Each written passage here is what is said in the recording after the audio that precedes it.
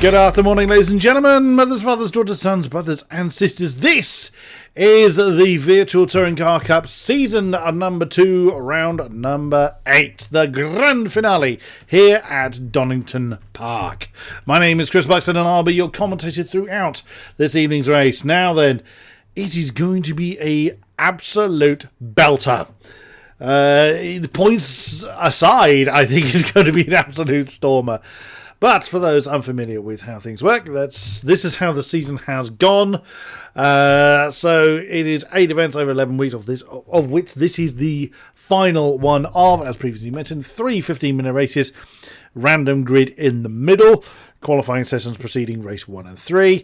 The pros, of course, are on this stream. The AM stream is being dealt with on Twitch by Husky, twitch.tv/dathusky, and Facebook and Instagram, of course, going on. That's where we have been, and we are finishing at the wondrous Donington Park for tonight's festivities. Okay, this is how this really hasn't changed. In fairness, this is how everybody has looked thus far in their fine liveries. 1 point difference. Now, of course, Ambition Racing have got pretty much one hand on the trophy. It would take pretty much neither Jameson or Gillone to finish in the final races and Road Grassy to pretty much take all honours for that to change. I really can't see that being overhauled. But who is going to be the most ambitious of ambition? Now, the BMW and the Renault are very, very closely matched. Jameson does have the world record for the Clio, and it's very close in practice to him, at least, between the top two. So I have no doubt we are in for some fantastic racing. But throughout the field, David Moll very, very close to Roy Grassy as well. Mark Kelly, Aaron Large being one of our independents. That's why his team name is in grey. Jason Powell, Stuart Neal, Toby Owens and Jay Daniels in the top 10 of the pros. That's our AM contingent. So we won't be seeing those in this particular stream. Still some new names joining. We always have new interest going on for the VTCC. We always welcome any new faces. And their championship is also separated by 1 point.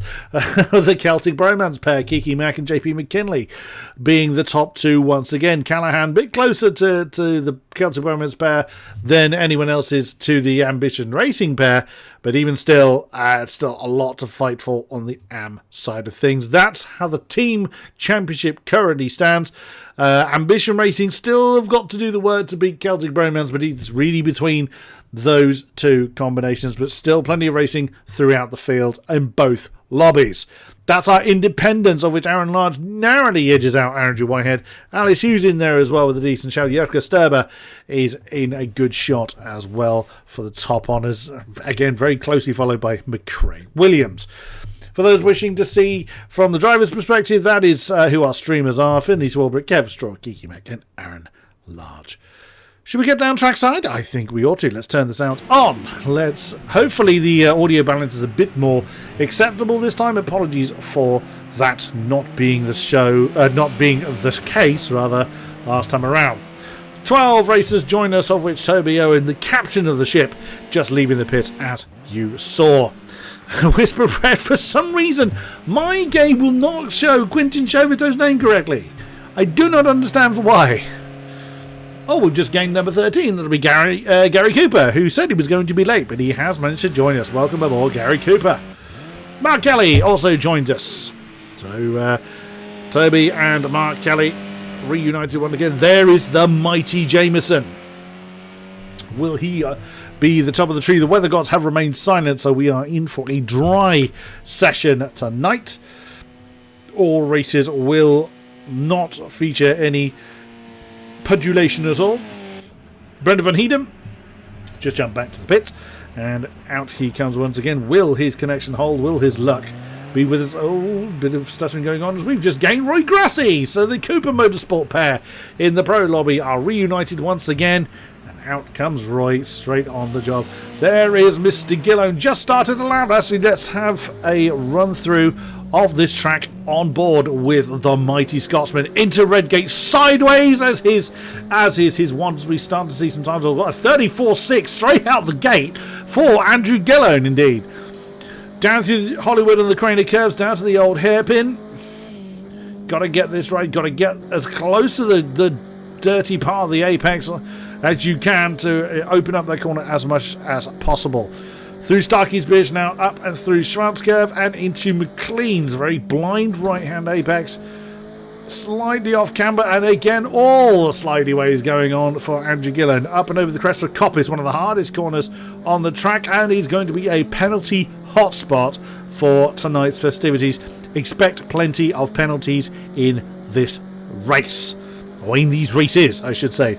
Starkey straight and into the Fogarty S's. Now we're doing the GP layout, which means they turn left here, as opposed to just cutting through the chicane on the right to head home down to the Melbourne hairpin. The Robert chicane, as is referred to in its shortened guise, the national circuit. Melbourne hairpin, and that's easy to get wrong. Even though it's a slow hairpin, both the front and rear wheel drive cars can get very, very skitty on that one. Very blind apex for Goddard's, and it is now hard down on the gas as Jameson invalidates his lap. He's got plenty of time though, 10 minutes still on the board, and that's a 33.8 on the board. So Jameson already set his time before he then invalidated the next one. A 33.5 for Alex Jameson and a 33.8, and some tyre warming going on for Alex Jameson. Well, two tribes go to war, and we will have it in spades in this race, and I'm sure the AM lobby is experiencing the same. Jason Powell in third position, currently with a 35.0. Mark Kelly, good effort there with 35.7. Sits in fourth. Stu Neal in fifth position, was shown plenty of pace in the practice race preceding tonight's qualifying session. David Moll, wouldn't Abend here Moll, in the that minty sashed car, the light blue back on that one. Currently in sixth position with a 36.2. Mazeron is Aaron Large, our second BMW runner, the only other BMW runner in this lobby, I believe. The third one was Trevor Harbour, who is in the AM lobby. So 36.7 for Aaron. Gary Cooper has got a 36.9 on the board, as that is Quentin Chauvetot, I think. That is was at the end of the pit lane there. Oh, Gary's car looked very reluctant to move. Jakob Sterbrus invalidated his lap time at the hairpin, the chicane rather, and Gillone has gone quicker again, another 33.3. He's shaved a few hundredths off his time and has 1.5 tenths just over from that of Andrew Gillone, starting as he means to go on for this race. But it's all one and good being the qualifying master. But I think it's fair to say that we know full well he has the ability to convert that into a race win. Toby Owen with a 39.5 on the board. That's not particularly representative. And Gillone has done a 33. Eh? Oh, I beg your pardon. I misread that. I thought it was. I've completely misread and done horrible injustice to Mr. Gillone. I've gotten his and Alex Jameson's time the wrong way round. My mistake. It's Gillone with the 33.3.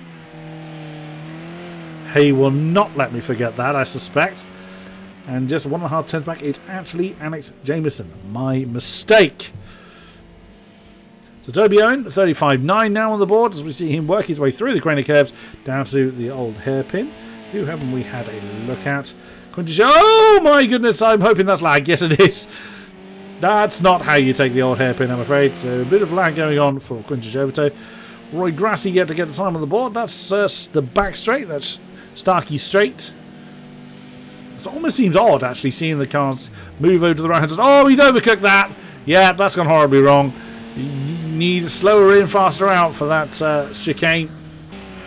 Stu Neal has returned to the pit at 35 flat on the board for him. We've just lost someone. Didn't see who has left the field. Is that Roy Grassi? It is Roy Grassi that has disappeared, unfortunately. Hopefully he'll be able to return to us. Jameson is back in the pits. Oh, again, lots of slidey ways on the way out of the Fogarty S's, as it's referred to in the GP layout. It's Fogarty S's if it turns left. It's Roberts. It's the Roberts chicane if it turns right. for its shortened version, the national layout. See, whenever I try that, I end up spewing off the road. So, oh, Carl Benson has appeared. A little bit late to the party, but always welcome nonetheless, Carl Benson. Mr. Rank Dropper will hopefully be coming out onto field very, very shortly. Still just under 6 minutes to go. Jameson is back out there. It's fascinating to see the giants of the season. One in the BMW, one in the Renault. Of course, the lines are going to be a bit different, and the front-wheel drive car will handle these bumps and turns in a different way to the rear-wheel drive, but very, very little in it between the two. I would imagine Alex was a little wide there on the exit of McLean's. The car does not want to behave itself, it looked like, coming through Coppice. He's backed off there. He doesn't want to get too close to Aaron Large, and that's either Mark Kelly or Toby Owen that's just gone past him. Oh, Jay Daniels, we haven't spoken about you. There he is. 7th position, 35.503 on the board, 0.003 of a second behind Toby Owen. Oh, well recovered. Yeah, 31 car going very hot into the Fogarty S's, and wow, Alex Jameson really working the tyres hard to get some heat into them. You see now, you saw that Jay got a bit of wheel spin on the inside wheel, trying to get through that Melbourne hairpin. It can really unravel if you try and push too hard through the lap. Mark Kelly. Now, someone has just set a time here. I suspect it was you, Mr. Mazda Ron. Aaron Large, 35.006. Jason Powell, there's impressive 34.5 he said a little while ago. We've yet to see a time from Brendan. That's down to the old hairpin. This is coming to Starkey's Bridge and Schwartz Curve.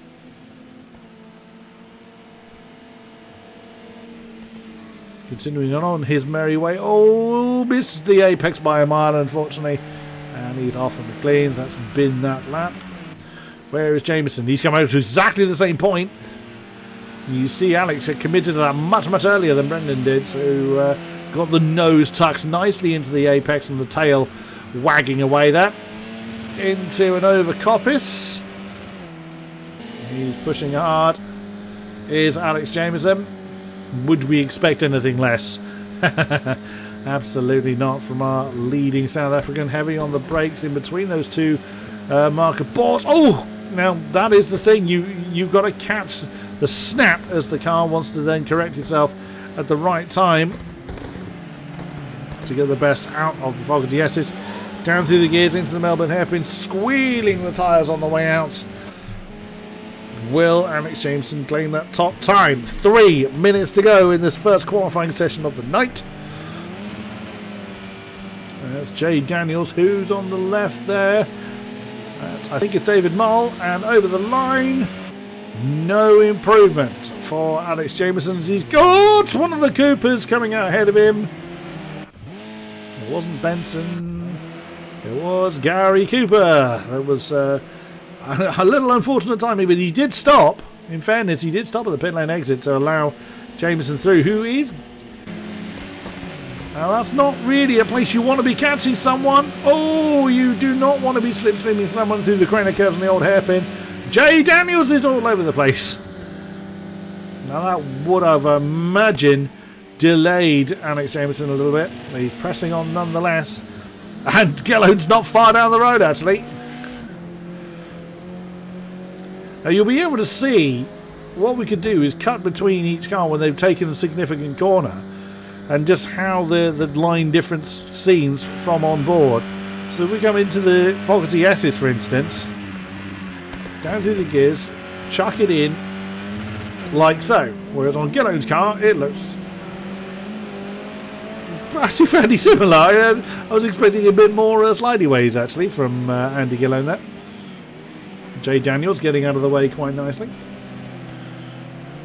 1.5 to go. If they haven't started that lap now, it's not going to. And Brendan Van Heeden is in the pits. Brendan come out for a bit of practice, but it's not going to amount to anything. There's Carl Benson through Coppice and onto the back straight for him. as Quinton Chauvetot has just set the timing board on fire. Final lap then for Alex Jameson, as it will be for Andrew Gillone. No one in between them. A lot of angle going on there for the BMW. But that again is really the best way of getting the best time out of them.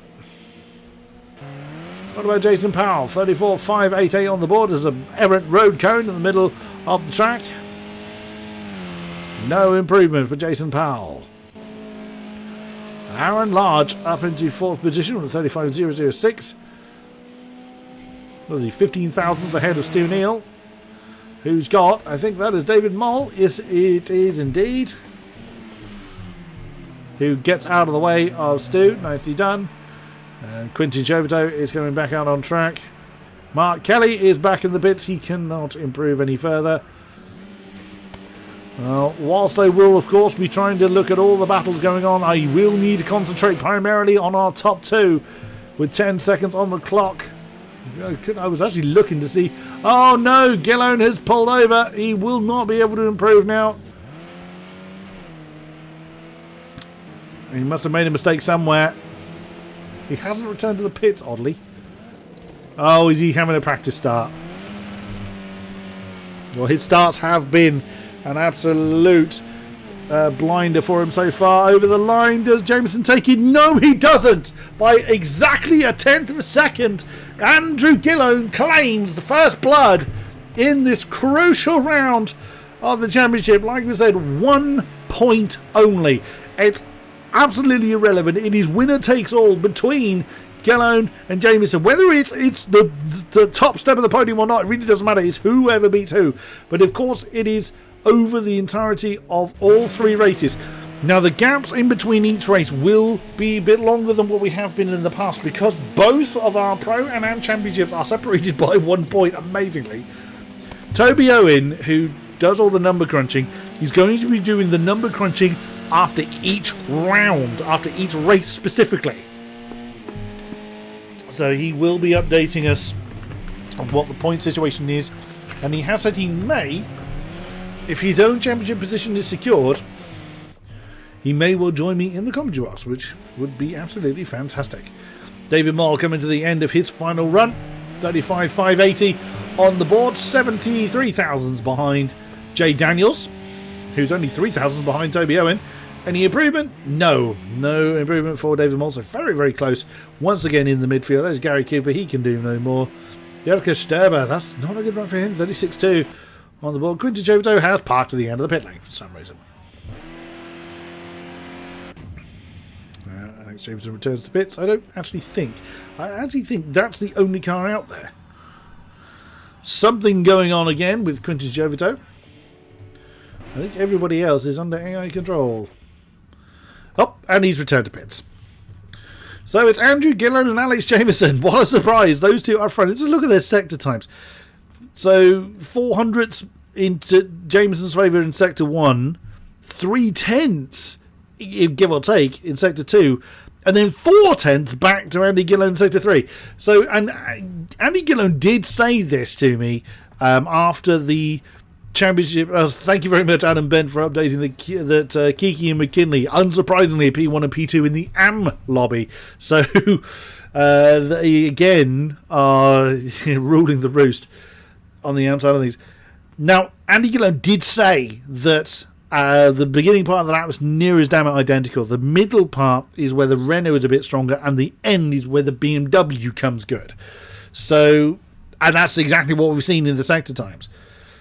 Wow. This is going to be a fascinating race. All 14 cars make it to the grid, which is always nice to see. Do we have a drunk cameraman? No, it seems that we don't. So Gillone and Jameson take on row 1. Jason Powell and Aaron Large take on row 2. Stu Neal and Mark Kelly in row 3. Toby Owen and Jay Daniels in row 4. David Moll and Carl Benson in row 5. Gary Cooper and Jelke Sterber in row 6. Quinton Chauvetot and Brendan Van Heeden at the tail of the field. Oh my, the nerves may well be jangling this time around, and I wouldn't blame them at all. This is going to be a race to remember, I suspect. 14 drivers battling for track supremacy tonight, but the main focus on the blue BMW and the white and green Renault. Who is going to be crowned champion or VTCC Season 2 champion? Will it be Gillone? Will it be Jameson? It will be one of the two. Here we go for race number 1 of the night. We know the drill. It is time to wind them up and let them go. And it's another absolute stormer from Gillone. He's got a what a start from Aaron Large from the second row on the outside of Redgate. Can he get the turn on Jameson? Not quite. Here comes Powell then on the inside of turn 1 to try and get that. He's trying to undo that magic start from the banana split BMW. Can he do it? Right behind them, Stu Neal. Oh, Jason Powell gets the inside line on Aaron Large. Oh no, Gillone's made a big mistake of the old hairpin. He's lost the lead. He's gone in too hot. And he's lost the lead and second place. Oh my goodness, not how I expected this race to start. He's going to lose third as well to Stu Neal. Not quite. Oh no, he's hit the side of Stu Neal. Oh no, Aaron Large is round. Aaron Large is on the spin. I can't click on his name. He keeps falling through the field. Come here. Oh, hit the wall very hard. He's taken Mark Kelly with him. Oh my goodness, what a crazy start. But it's now Powell that is chasing after Alex Jameson. Alex will be smiling his head off at that, but that is not the way that Gillone would have wanted to start this race. On board with Brendan Van Heeden. David Marl is the first to get a penalty. That's someone jumping over. That's Quentin Chobito that is getting it all wrong at the hairpin. Oh, this is getting very busy. 3 wide. That's Carl Benson that's gone slowly. Oh my days, lots and lots and lots and lots of fighting going on.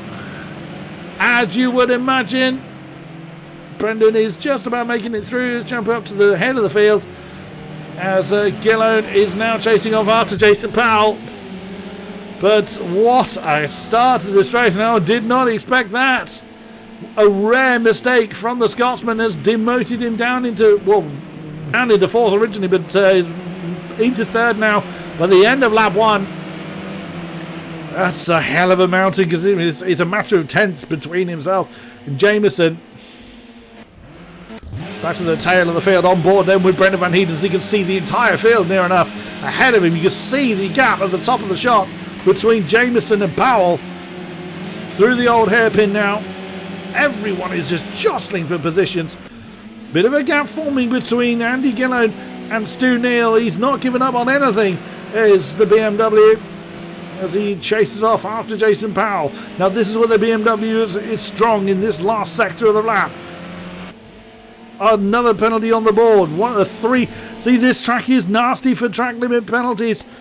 Is Gillone going to try and make a bit of a dander move into the fog of the S's? No, he knows better than that. He's going to wait for the Melbourne hairpin, I imagine, before he tries to take Jason Powell. Really depends on how he's going to do it. Oh, and look further back. You see Jay Daniels and David Mull having a scrap, as well as right ahead of them is Toby Owen. He's just added his name to the penalty board. Oh, big block up there for Daniels, trying not to plough into the side of David Mull. Great scrap here for what is 5th position overall that Toby Owen is currently leading. Gillone has yet to get past Jason Powell's, losing masses of time against Alex Jameson. Is this going to be a move into Redgate? It's going to be brave if he goes for it. No, he doesn't. He can't risk it. He can't risk sending himself off into the dust. But he keeps the pressure on Jason Powell, who's having a decent run himself. Again, you know, Gillone doesn't want to risk the dreaded track limit penalty. It is very, very nasty in this track. You either suck it up and take the 3 seconds, or you lose a whole bucket load of time trying to undo it. And that is the very wounded BMW of Aaron Large into the pits. Oh, big move on the inside of McLean's from Andrew Gillone to reclaim 2nd place. And now he can set his sights very firmly in front, but he can't entirely take his eye off Jason Powell, although Jason may opt to just kind of stay in the tire trash to keep himself away from Stu Neal. Look at the pack behind though. If you jump on board with Jaap de Sterber, who has made about 4 or 5 positions since his start, starting near the back of the field, now in 9th position on the back of this train. that includes Toby Owen, Gary Cooper, rather, David Moll, Jay Daniels, and of course himself. So that's 5th and 9th in that particular squabble. Lots of locking of tyres going on. Gary Cooper trying to get the inside line on Toby Owen, but can't quite get it done. We come up to Goddard's once again. As Andy Gillow now has got himself a bit of breathing space, about 9/10 or so between himself and Jason Powell. So that's what he needs to maintain his position. Slightly further back, Brendan Van Heeden still is keeping Carl Benson and the Quinton Chauvetot company at 10, 11 and 12. And Aaron Large still in the pits. Well, they've managed to find a bonnet for him, and out he comes. There's a whole lap in the pits for Aaron Large. Mark Kelly is chosen to continue. Fair play. Jay Daniels has been overtaken by Jurka Sturbo whilst we looked away. That is for 8th position. Oh, Jurka, big lock up there into McLean's. That'll allow Jay Daniels to close in a little bit. David Moll is nailed to the back of Gary Cooper. Up and over Coppice onto the Starkey Straight. Oh, is that Toby Owen under pressure? Toby goes to the defensive line, heading down towards the Fogarty S's. No, Gary's going to try and do a 2 wide. It's not going to work there. He bounces over the grass. He's either going to get a penalty or lose a whole load of time trying to undo it. He's kept his foot in it by the look. Gary Cooper's gone for the inside line of the Melbourne hairpin. Can Toby Owen try and string that one around the outside? Not quite. 3 wide now as David Moll tries to get involved in the fight. But Toby Owen has got the traction on the exit. Oh, Moll and Cooper tangle up. In comes Jurka Sturbo, who slams into the back of Gary Cooper. Oh, no. That is not what you want to see. But that has condensed this entire field. If we go on the roof, we'll see all of them. Gary Cooper up into 7th. Jurka Sturbo now 8th. My word. Absolutely amazing stuff, but not what you want to see.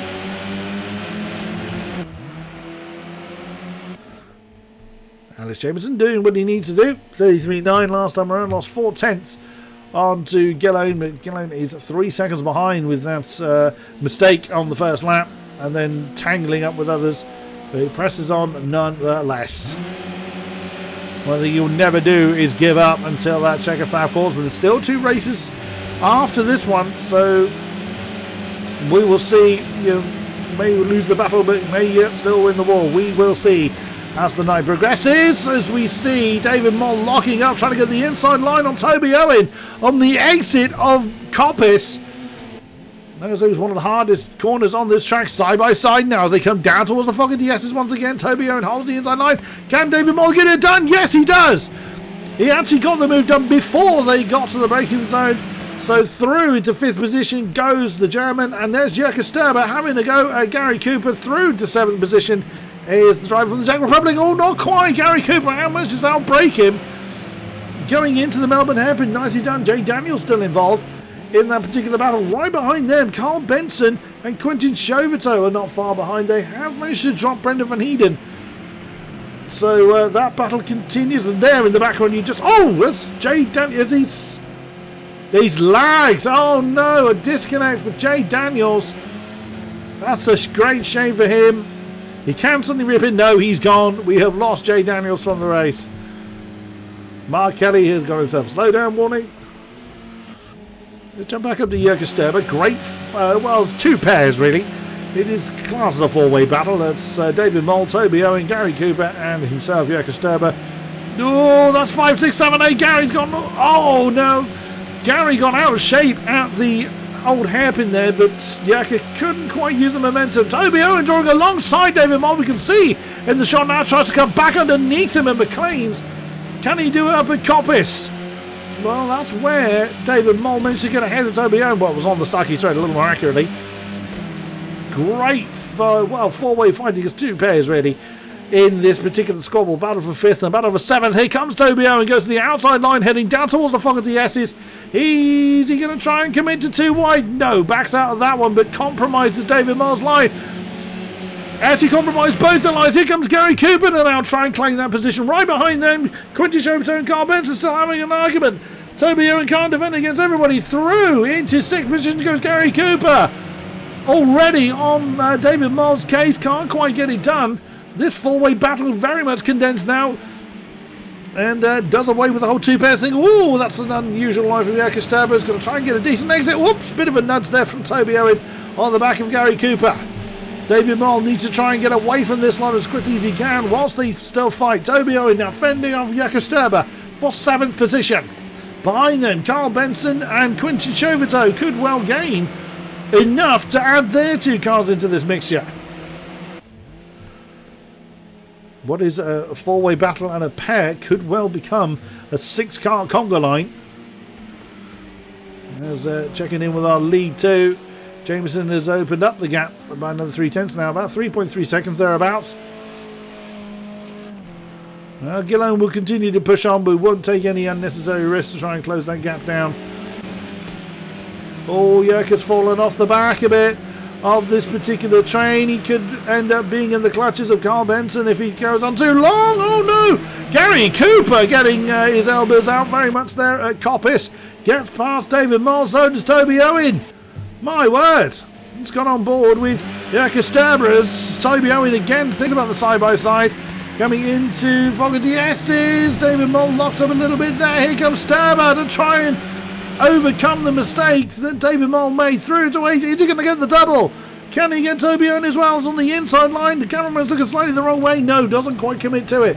David Moll and Toby Owen continuing to trade paintwork and positions as Gary Cooper looks like he's capitalising on that fight right behind him. David Moll, is he gotten into 6th? Not quite. Yes, he has. Outside line coming through. No! Toby Owen spun David Moll around. Oh no! What a shame the battle ended the way it did. He's facing the right way. And it gets himself underway again. That's Stu Neal coming up. Oh no, it's not Stu Neal's teammate, I beg your pardon. So David Moll is going to lose a spot to Brendan Van Heeden. Right behind them is Mark Kelly behind them. It is. Oh, that's a shame. But now Quinton Chauvetot is in this particular squabble. Gary Cooper's got himself a bit of breathing space. Jakob Sterber now up to 6th. Toby Owen in 7th. We'll see what the stewards have to say about that one post-race. Oh, that's a block up there for Benson. It's unusual for me to spend this much time looking outside of the top 2, but the top 2 seem to be resolute on where they are. Jason Powell in 3rd by about 3 seconds or so. Stu Neal isn't closing in quick enough with the remaining time to challenge him. Oh, that's Brendan Van Heeden falling off the road. And that's David Moll getting past him for 10th place. Oh, Quinton Chauvetot has fallen off the battle. Look at the squabbling going on. Just Jakob Sterber now up to 5th position. As Gary Cooper has fallen to the back of this train. He was leading it. Last time we looked at it, he was leading that particular train by a good half to 3/4 of a second. Now finds himself back down in 7th and challenging Jakob Sterber again. Absolutely brilliant. Here comes Benson and Chauvetot. Oh, that's Jakob Sterber doing a bit of lawn mowing on the outside line, coming out of Goddard's. Down towards Redgate once again. Carl Benson really involved. It's a really difficult season for Carl Benson, the Leeds Racing number 71. As he now cuts back underneath Jakob Sterber, he's going to try and get the move done through the crane of curves, which isn't easy at the best of times. And now Toby Owen leads this conga line. There's a bit of slidey ways coming into the old hairpin.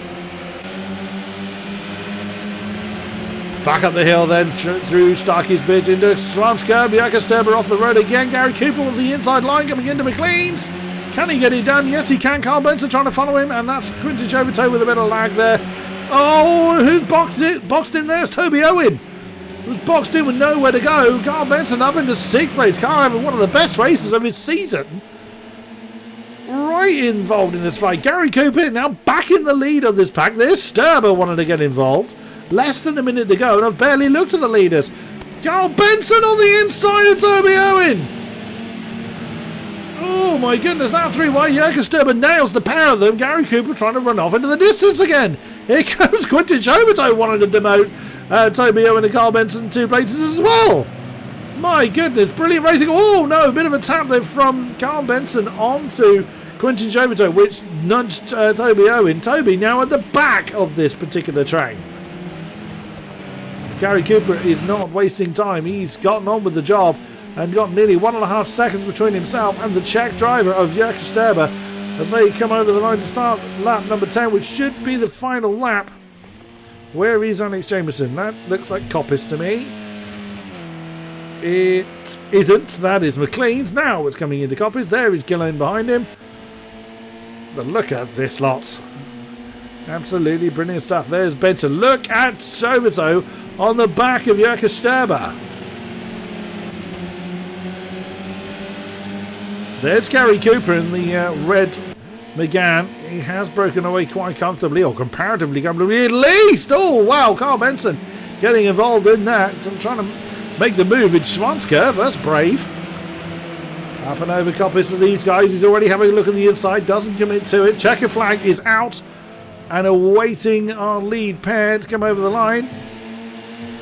On to Starkey Straight, heading down towards the Falcon DSs for the last time in race number 1.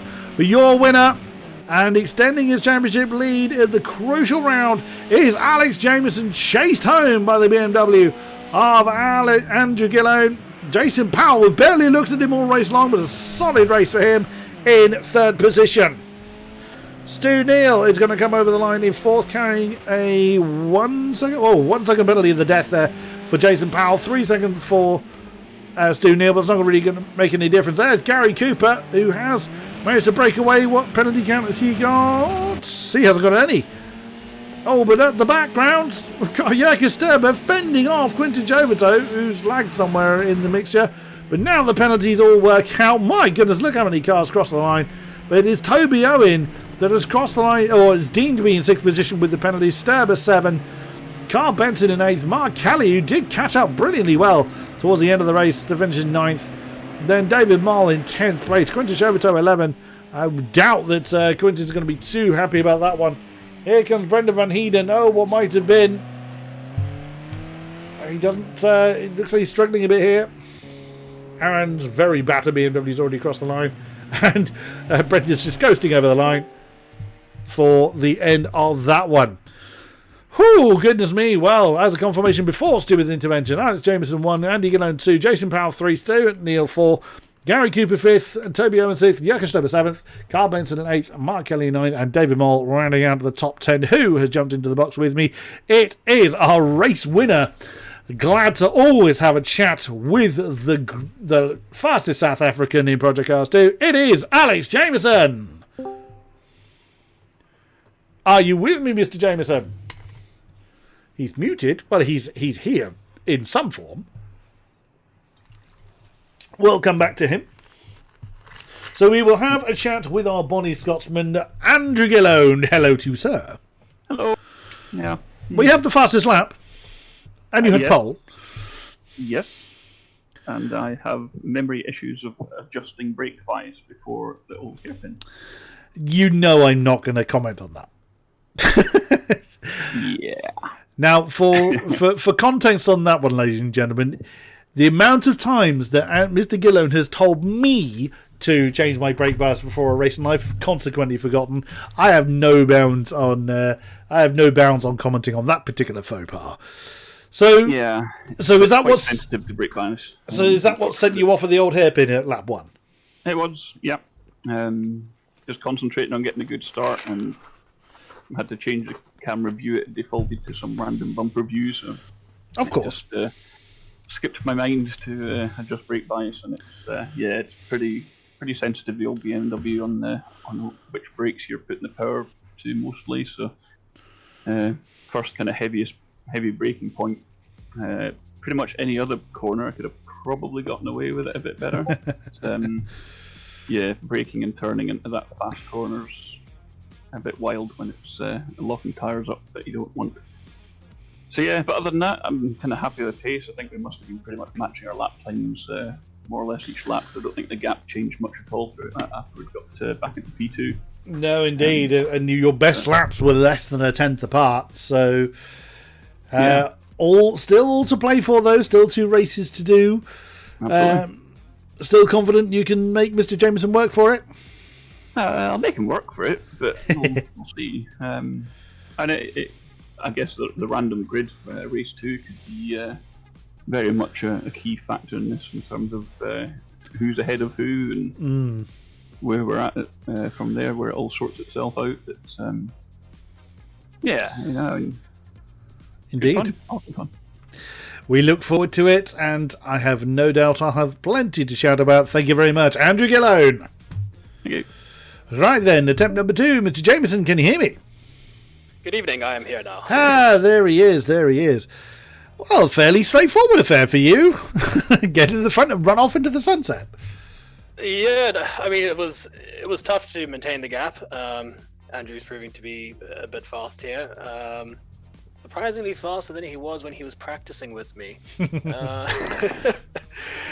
I mean, yeah, he's absolutely rapid here. So, yeah, it was tough to maintain the gap, and yeah, obviously the track limits here are very strict, so it's difficult not to fall out of those and pick up a penalty.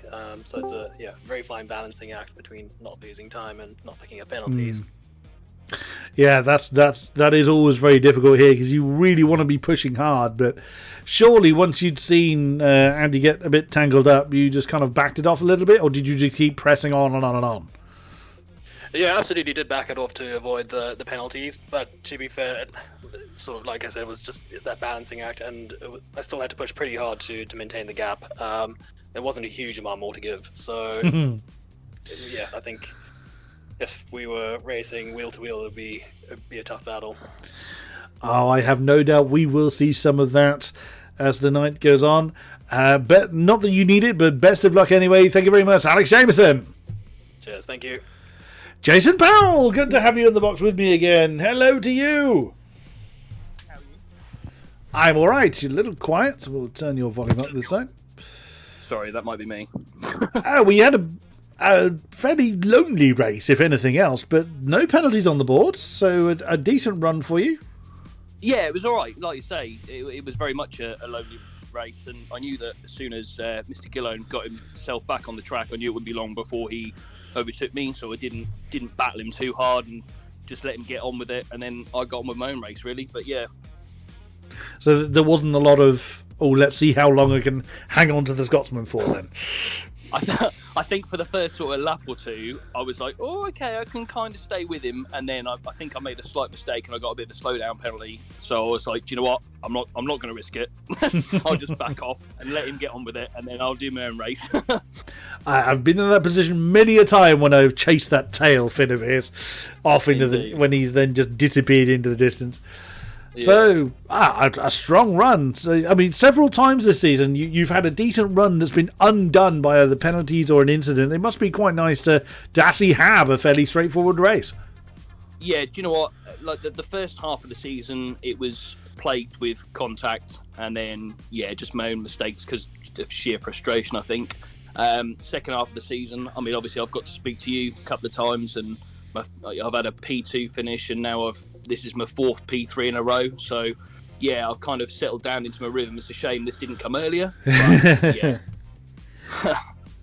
Well, still 2 more races to go. That's probably been a bit of a confidence bolster, if nothing else. Yeah, do you know what? I didn't know what to expect coming into this. I'd done a bit of practice chasing Jameson's Ghost, and I was consistently about 6/10 off his pace. So I kind of had a hope that I was going to be sort of top 3. I knew that Alex Jameson and Andrew Gillone would be miles ahead of me, as they were. But yeah, I was kind of hoping for that P3, really. And that is what you achieved. Nicely done. We look forward to your antics in the remaining races. Thank you very much, Jason Powell. Thank you very much. Right, so as mentioned earlier, there will be a longer gap in between the races tonight, only because the points gaps are so close. And they are worked out on a race-by-race basis, but generally they're done in the interim between each round. But of course, with the championship up for stake, up for grabs, up for stake, well, that might be nice. We are going to see what the points are looking like when I get an update from Toby Owen, who is going to be doing the number crunching, and I'll report back, either he or I will report back when those are ready. Stay with us, because tonight is going to be something to remember, as previously mentioned. Stay with us. It will not be long before we're back on track.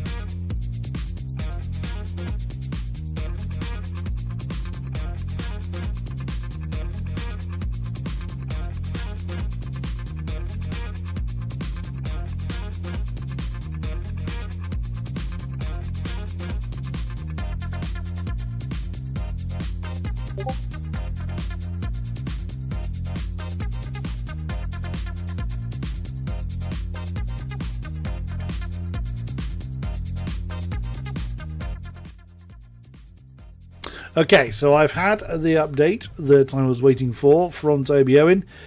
The gap now, bearing in mind that Jameson led Gillone by 1 point coming into this round. That gap has extended to 3. It only changed by 2 points to Jameson's favour. It is all to play for.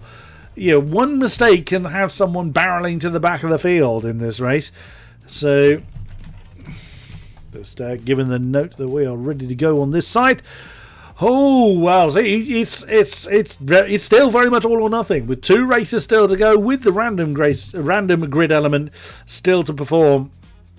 Oh, it is still going to be quite amazing. Have no fear on that. Stay with us, and we will get race number 2 underway as soon as we can.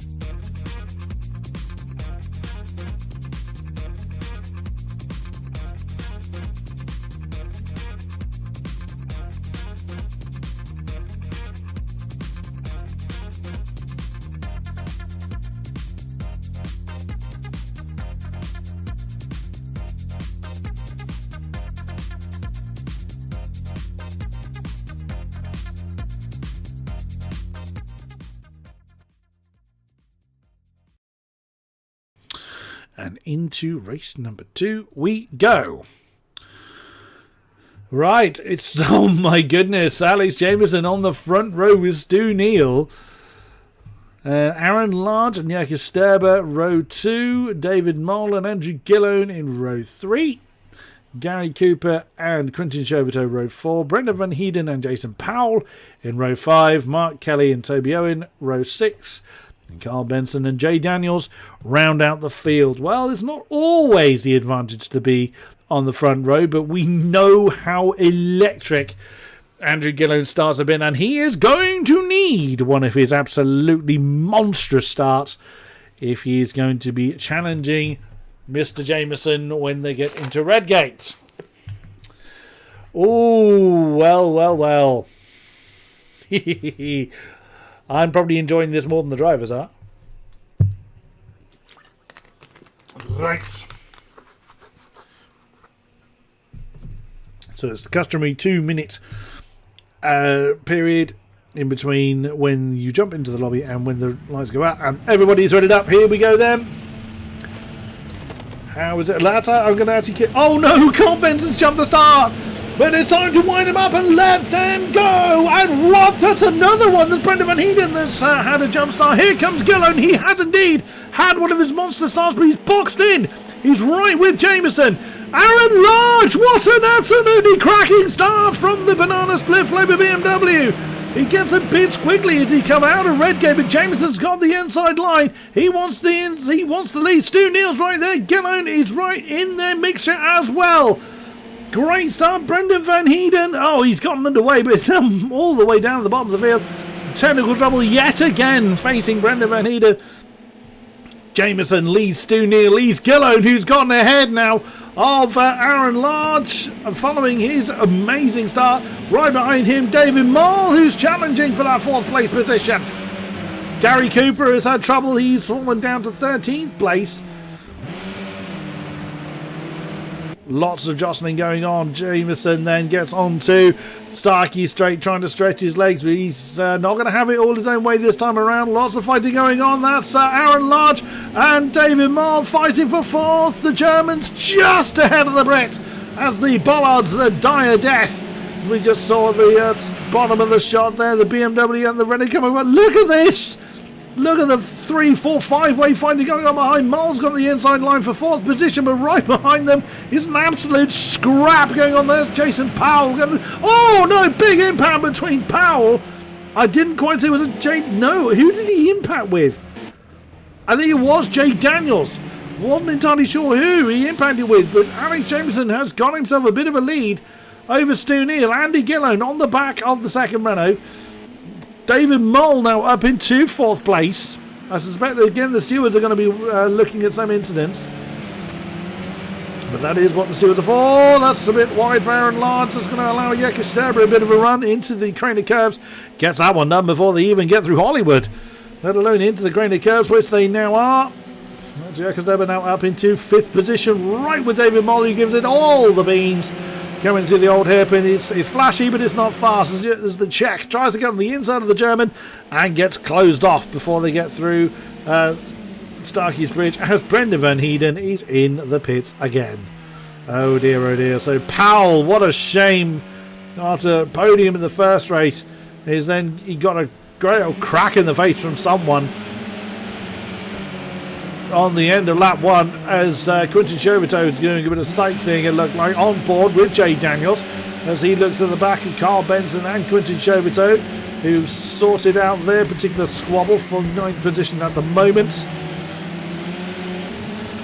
And that's Gillone on the outside of the Melbourne hairpin on Stu Neal, and up into 2nd position again, chasing off after Jameson. He's gotten into 2nd position a bit quicker this time. Well, it's possible that he can close that gap down. But we will see.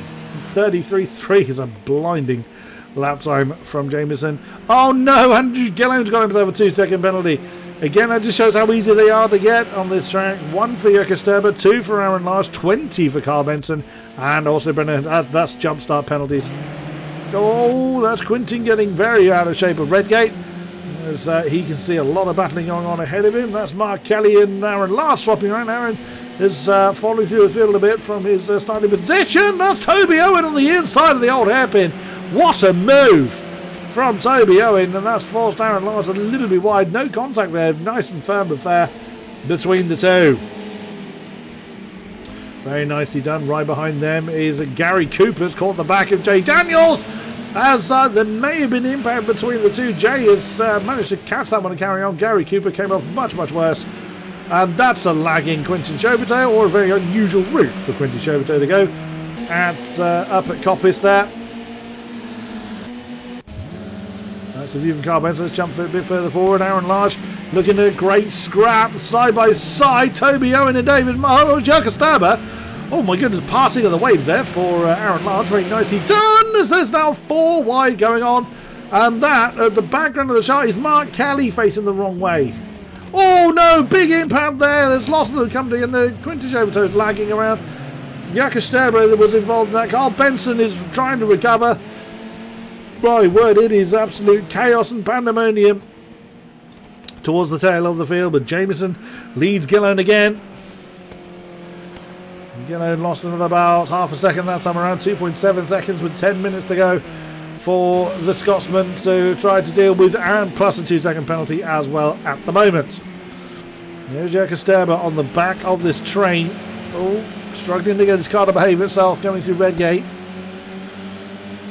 But on he goes nonetheless, staring at the back of Carl Benson, who's having another fairly decent run in this race, despite being battered around a little bit. Jay Daniels is having a very strong round. We lost him in the first race, so let's hope for better luck for him this time around. On the back of Aaron Large, on the back of David Moll, who has hung on to that 4th place. A little bit further back, there's Toby Owen chasing Quinton Chauvetot with Gary Cooper in tow.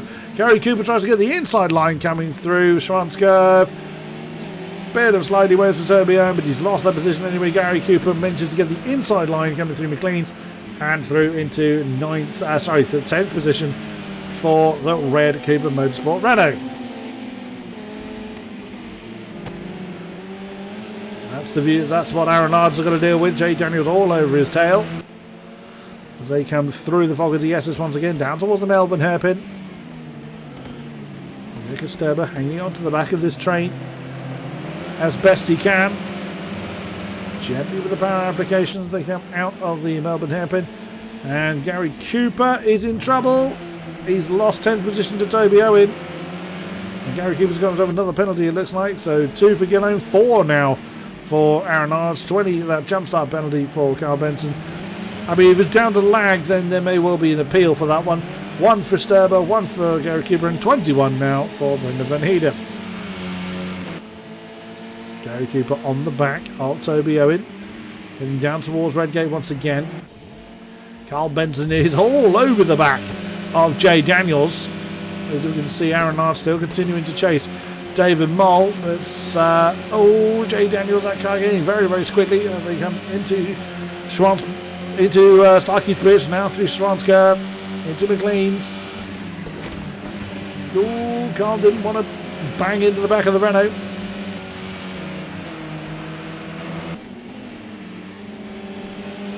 And that's another penalty for Brendan Van Heiden, unfortunately. He's now up to 24. They will get a drive-through penalty if they hit 30. No particular play for movement, as does Jason Powell now on the penalty board. So he managed to get himself a 2-second penalty for Jason Powell.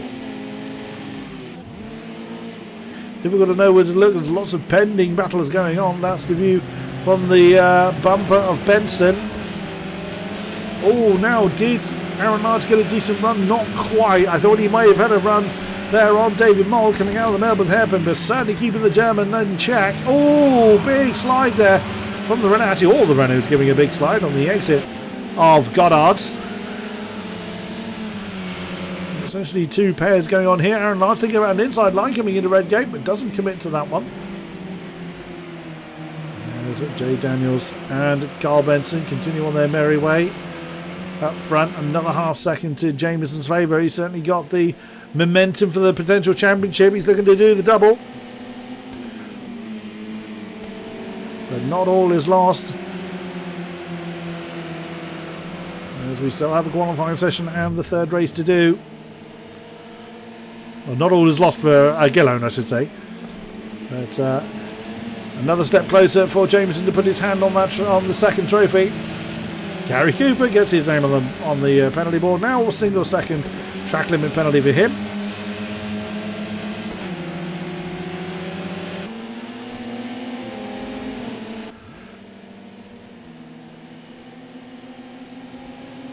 Down towards the fog of DSs once again. Jay Daniels getting a bit squiggly. I wonder if Aaron Large broke a little bit earlier than he was expecting. I don't think he's lost any time on David Moll, so I think Jay was going in a little bit hot, but did manage to slow his car down. Oh, Carl Benson didn't get the Melbourne hairpin quite right. Fastest sector 3, Andrew Gillone. So he hasn't given up on the top spot just yet. Oh, Toby Owen and Jason Powell having an argument for 10th position. I think that's Gary Cooper that's fallen foul there. Jumping further up, Carl Benson beginning to fall a little bit off the back of Jay Daniels. As we see Aaron Moss continuing to pressure David Moll. That's 4, 5, 6 and 7. All very close together. Down through the Craner curves into the old hairpin once again. And that's 10th position still being argued between Jason Powell and Toby Owen into the Craner curves. Powell with the inside line. Owen with the inside line. Jason Powell giving it all the sideways. Gary Cooper trying to part the waves. And Jason Powell went for the very, very tight line, compromised his entrance. And that's given Toby Owen that 10th position. And Gary Cooper has capitalised on that for 11th. But Powell's gone in way too hot into McLean. Does manage to keep it on the road, but has had to give up that 11th position to Gary Cooper.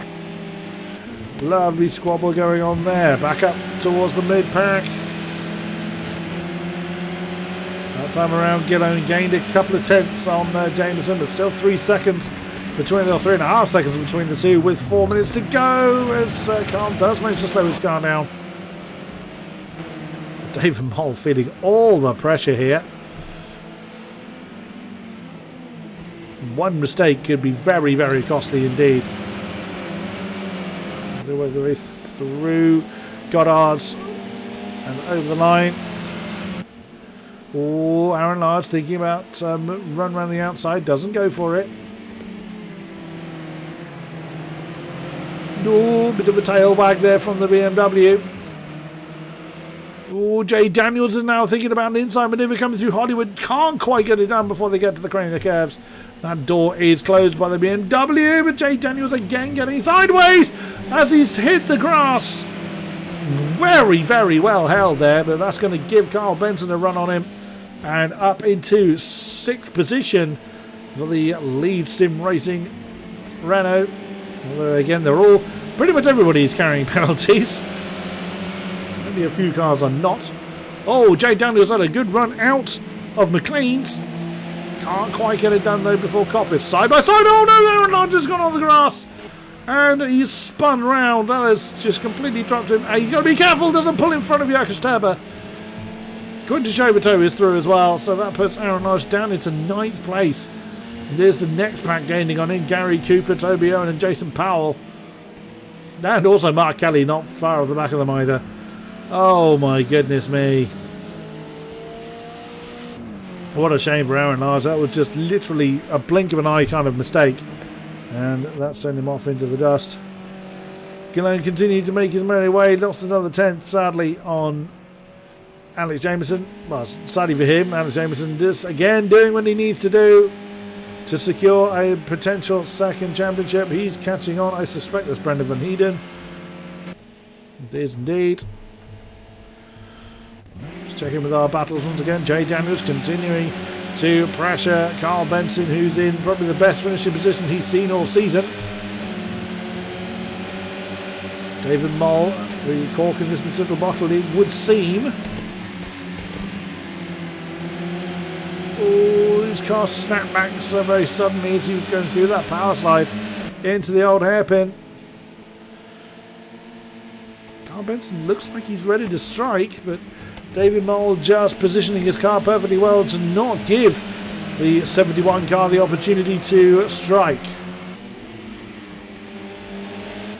Slightly further back, Jason Powell on the back of this very condensed 3-car train of Gary Cooper and Toby Owen, along with himself. Not far behind them, there is Mark Kelly as well. Onto the back straight for them. No change for this particular trio either. And then you can see Quinton Chauvetot and Jakob Sterber having their argument for 7th position. Well, 3-way battle really, because Aaron Lodge is close enough. And then there is that Cooper, Owen and Powell battle. 30 seconds or less than 30 seconds now for the checkered flag to fall. And it does look like, once again, it is going to be for this man.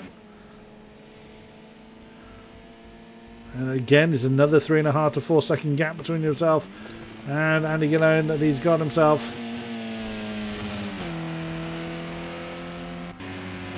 So it's Stu Neal this time that's had the very lonely race. That was Brendan Van Heeden on the grass, getting out of the way. Jason Powell has just moved up to 11th, though he had. And he's swapping places with Toby Owen as they continue to chase Gary Cooper through Redgate, through Hollywood, and down through the Craney Curves. Three-way battles going on. Battle for fourth between David Moll, Carl Benson, who's just on the outside of McLean's, didn't quite see that in the camera, has just claimed that from David Moll. Very nicely done. As Benson goes straight to the inside line, but now returns to the racing line. That's given David Moll the run.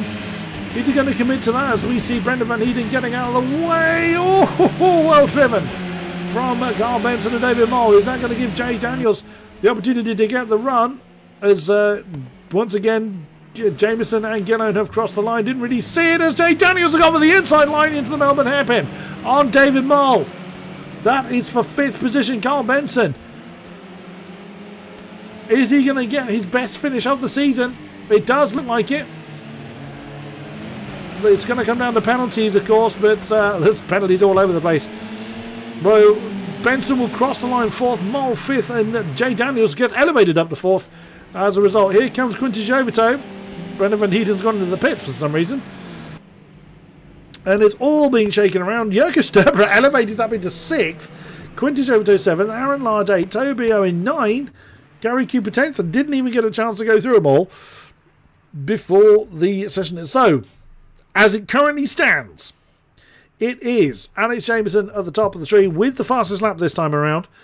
And Andy Gillone 2, Stu Neal 3, Jay Daniels 4, David Moll 5th, Jurgen Sturber 6th, Quintus Joveto 7, Aaron Large 8, Toby Owen 9, Mark Kelly in 10th, Gary Cooper 11, Jason Powell 12th, Carl Benson in 13th, and Brendan Van Heeden finished in the pits. Now, of course, if the 20-second penalty, for instance, gets appealed and overturned for Carl Benson, that will put him back up into 4th place. So there could be some chopping and changing going around.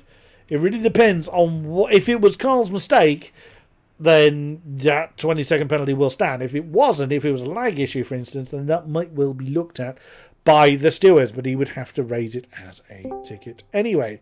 Now, who has come to join me this time, I wonder? Let me have a look.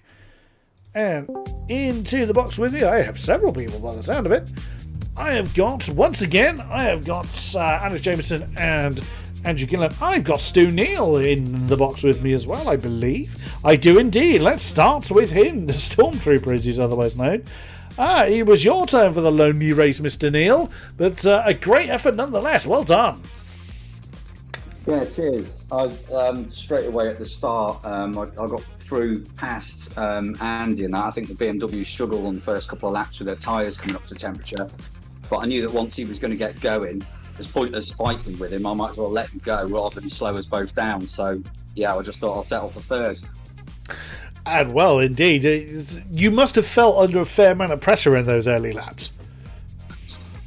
Yeah, I mean, it wasn't too bad. I know Donington quite well, so I was quite happy going round there. It's just I knew that, I knew that Andy was going to be coming, so I just thought I'd rather let him pass when I know he's coming past rather than make a move and cost us both. Fair enough. So, where are you? Where's the aspiration for race number 3 with our final qualifying session of the night? Well, another 3rd would be good because I don't think I can bring it to Alex or Andy. But yeah, that's what I'm aiming for. Well, we look forward to chatting to you again on your next podium. Thank you very much, Stu Neal. Cheers. Hello, Mr. Gillone. Once again, we have the pleasure of chatting to you. Another 2nd on the board. Still all to play for, but that gap just increasing a little bit. Yeah, I think the gap's now 5 points there, which you're going to get a 2-point difference between 1st and 2nd. So it would need something nasty to happen to Alex for me to take it. But yeah, I guess a little bit not screwed over by the random grid, but it certainly didn't work in my favour. I think it put me 7th or something on the grid. But that was really going to be my only chance to keep ahead of Alex. It was if I got a better start, better grid, which didn't happen. So got a bit blocked in at the turn 1, didn't know where to go. So yeah, I mean, again, Alex is just lightning fast. I think even once I got back into second, it was just a replication of race 1. He kept the gap. He was doing faster laps, I think. So yeah, it did certainly seem that way. So still gunning for the top spot, though. I mean, knowing you'd never give up on such things. I never got. But as I say, at this point, it's going to need something to happen to Alex for that to come into play. And I think most people at the moment are just a case of don't go near the two of them. They don't want to influence the outcome. So I think most people are going to probably play safe if they're anywhere near us, to be fair. But yeah, I mean, you never know. It's Connects. It's an internet-based game. You never know what happens. He's had issues before. I've had issues before. I guess it's just do the best that each of us can do and see what happens at the end. But yeah, he's certainly got the advantage. So fair play. Fair play indeed. Thank you very much. We'll speak to you again, I have no doubt. Thank you very much, Andrew Gillone. Thank you. And once again, the Lord himself, Mr. Jameson. That seems a bit much. But once again, just once the start was over and done with, you had a little bit of scrapping to do at the beginning and then just waltzing off into the sunset once again. Yeah, tricky to defend from the very fast starting BMs, but I think I managed to position myself well. I think I was looking more in my rearview mirror into turn 1 than anywhere else to see where Andrew was. But yeah, it was, again, credit to Andrew, he's keeping me pushing very hard. Yeah, I think the pace between the two of us is pretty rapid. There's not a huge amount to give, I think, for either of us. So yeah, I'm pushing really hard to maintain that gap when I had it. So yeah, it's not been easy at all. I was going to say, does it really make the pressure any less with coming into the very, very last round? You do have a small points lead. Does it realistically reduce that pressure, or is it something like you don't need to win the race? You can just if Andy's ahead of you, could just let him go, or you're still gunning for those top spots? Yeah, it absolutely does relieve the pressure a bit, especially on a track which is as strict with track limits. It means you don't have to push crazy amounts to catch up. If I was behind him, I wouldn't have to pull for a risky overtake between the two of us. So yeah, it definitely helps reduce the pressure. And yeah, I'll just be looking to try and take back those as many points as I need, and probably not a huge amount more. Fair play to you indeed. It's been a brilliant season thus far, and I'm sure it will finish on a high. Thank you very much, and good luck for the final round, Alex Jameson. Cheers, thank you. So just one more to do, and again, like before, we will have a bit of a longer break than we normally have because the final points are being decided. The possibility that Toby Owen will join me in the box if his championship position is secure, but we will see. Don't go anywhere, because I think, again, we are in for a cracker.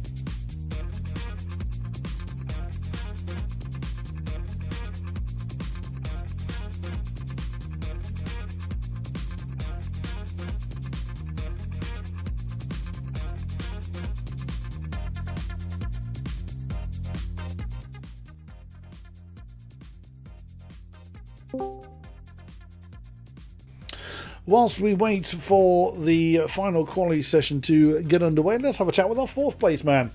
Guten Abend, Herr Moll, wie geht's? Abend, Dankeschön, alles gut hier. Good. So, bit more of a orderly race for you this time in race number 2 than the first one. Talk us through it. Well, where do I start? So, before I even start with the races, I just want to say that since I now am P3, since Roy can't show up, I want to just thank him for the battles we had during the season. I, of course, wanted to beat him on track, but, oh well, take what you get. Absolutely.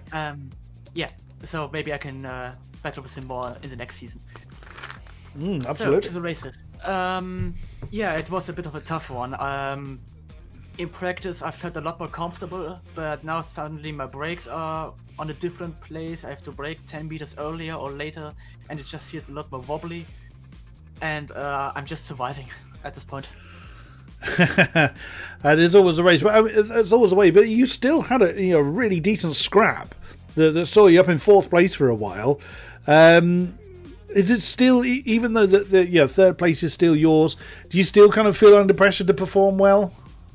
I still want to perform the best as I can. I don't want to be here just to show up and do some laps and then go. I want to drive the best as I can, and it turns out that other drivers are better than me. Who would have thought? Well, I mean, this is still your sort of first season with us. Onwards and upwards to greater things, I think. Yes, that I can agree on. Excellent, great stuff. Hopefully I'm pronouncing this correctly. Tolles Rennen gut gemacht. That was very correct, yeah, thank you. Very good. Thank you very much, David Moll. Dankeschön, danke.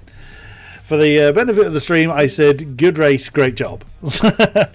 I did study German at school, but that one was given to me by a German-speaking friend of mine. So we're still waiting for the final round to get underway, for the last points to be calculated. I have been told for the pro side of things that it is, as Andy Gallone alluded to, it is 5 points difference. So it's still, that can be overcome, but it's a bit, as Mr. Gallone said, it does require a bit more of bad luck to fall to Alex Jameson's way, but he's been absolutely on form. He's done brilliantly well, done everything he needed to do. Cannot take it away from him. Just it's raw speed and incredible consistency for tonight. We'll see if it holds out for the final race of the evening. Hopefully Toby Owen will be joining us so we can get final round underway, but also he'll be able to talk to us about the future of VTCC. A 3rd season is in the planning, so if you're looking to get involved, looking to sign up and race with us, I'd say at least the pro and the AM lobby system is still going to be implemented. There are talks of a pro-am lobby, so a bridge between the two if there is enough sign-ups to warrant it. So there will be someone for you to race against, irrespective of your ability level. We'd always implore anybody to come along and give it a try. In between seasons 2 and 3, there is the Vintage F1 League going on, which I myself am actually driving in. I will not be commentating on that. I'm actually driving in it. And our captain is going to be commentating on it. Toby Owen is joining up with McRae Williams, I think it is. Yes, he'll be joining up with Ham Racer McRae Williams to be bringing us the coverage of that, which I'm very much looking forward to seeing back. I look forward to looking back at it if I've done well. But it'll be great fun nonetheless, a very different feel. But also, I said, a Corsa is taken into consideration as well. It's not just Project Cars 2 that we here at the VTCC deal with. The VTCC, the Virtual Touring Car Cup, is the mainstay of this organisation, but not the only sim, not the only types of racing that goes on. So if there's things on the sort of Corsa that take your fancy, do head over to the Facebook group, sign up, get involved, get in the Discord server, make yourself known, and you could have lunatics like myself shouting about your on-track antics as well. But it's a wonderful community to be part of. A lot of people that can help you get a bit further up the field. Would highly, highly recommend it. So hopefully not too much longer before we get the final race of the season underway. Do stick with us We'll be back on track as soon as we can.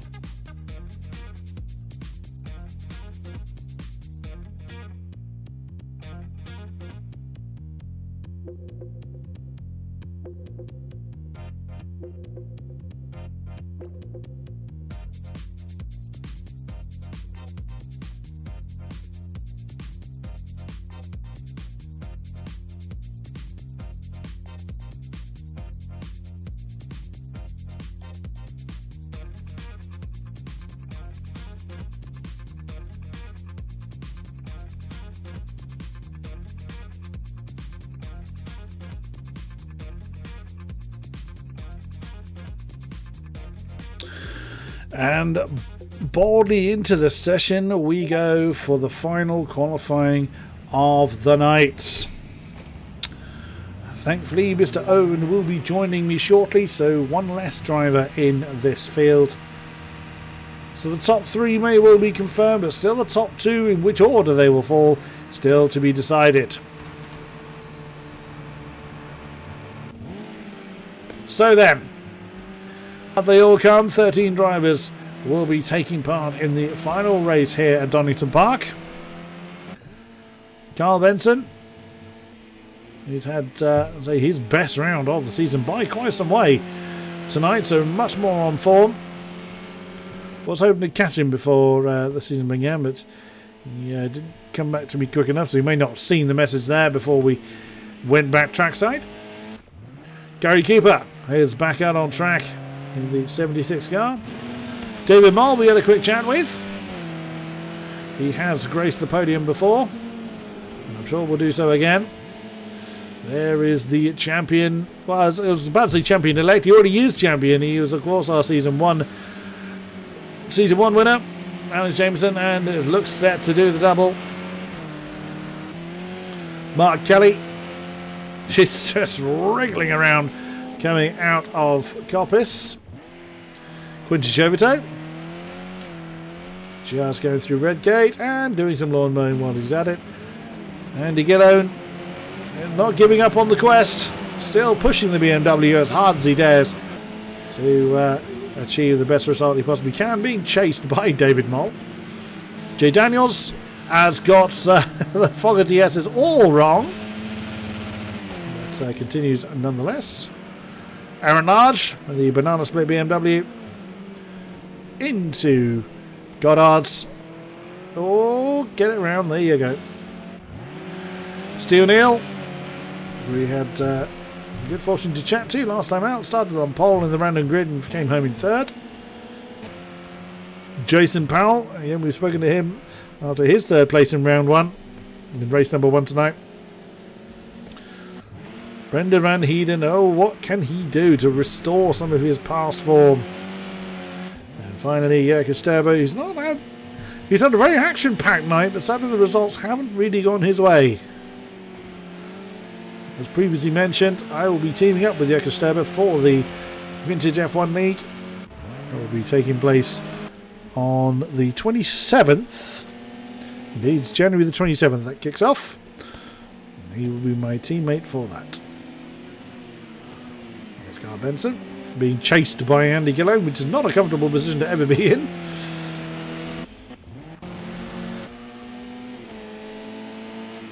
Down towards the Melbourne hairpin once again. As that looks like As David Moll is still behind Gillane, although not quite so close. But who's chasing? Well, it's not Brendan. It must be Stu Neal then.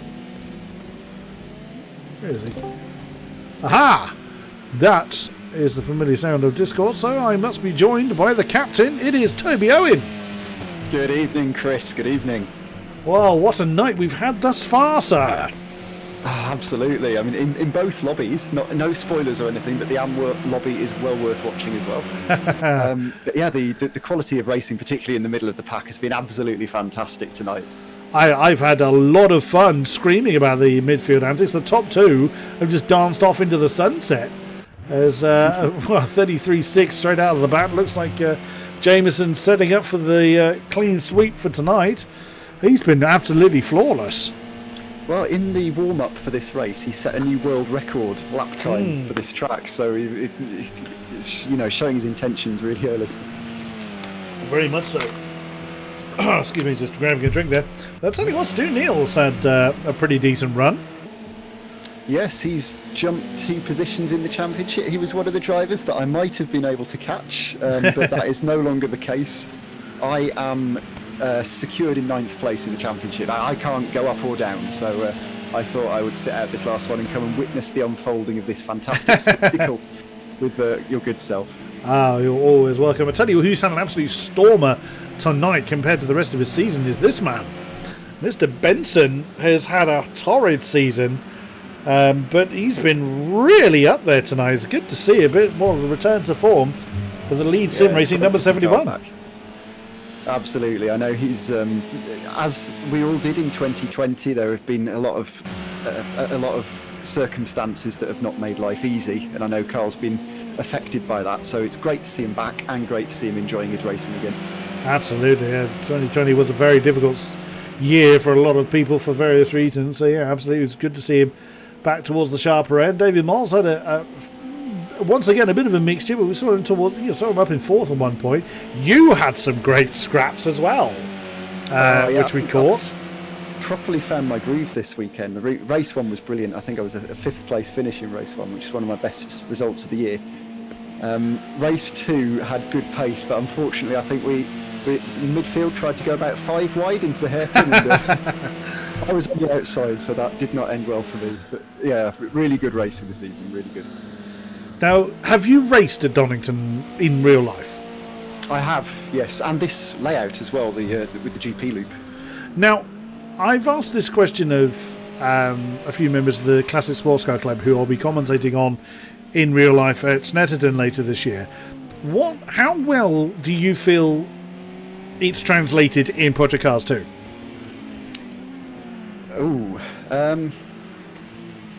Not as well as some other tracks. Okay. It's still pretty accurate. I mean, braking zones are the same, so braking markers are the same and everything, but the camber that you get on some of the corners, you can just feel it in a race car. Mm-hmm.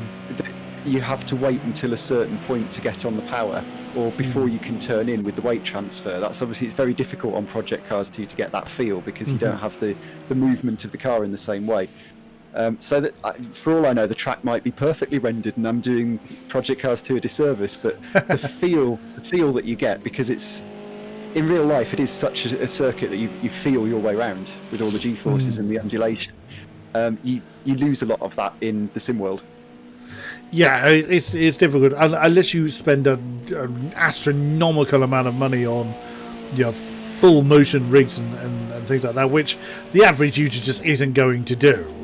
It's near impossible, I'd have thought, to replicate that. But as far as the width of the track, the way the bumps boot you around, where they are, where the undulations are, does that feel all as much as you remember it?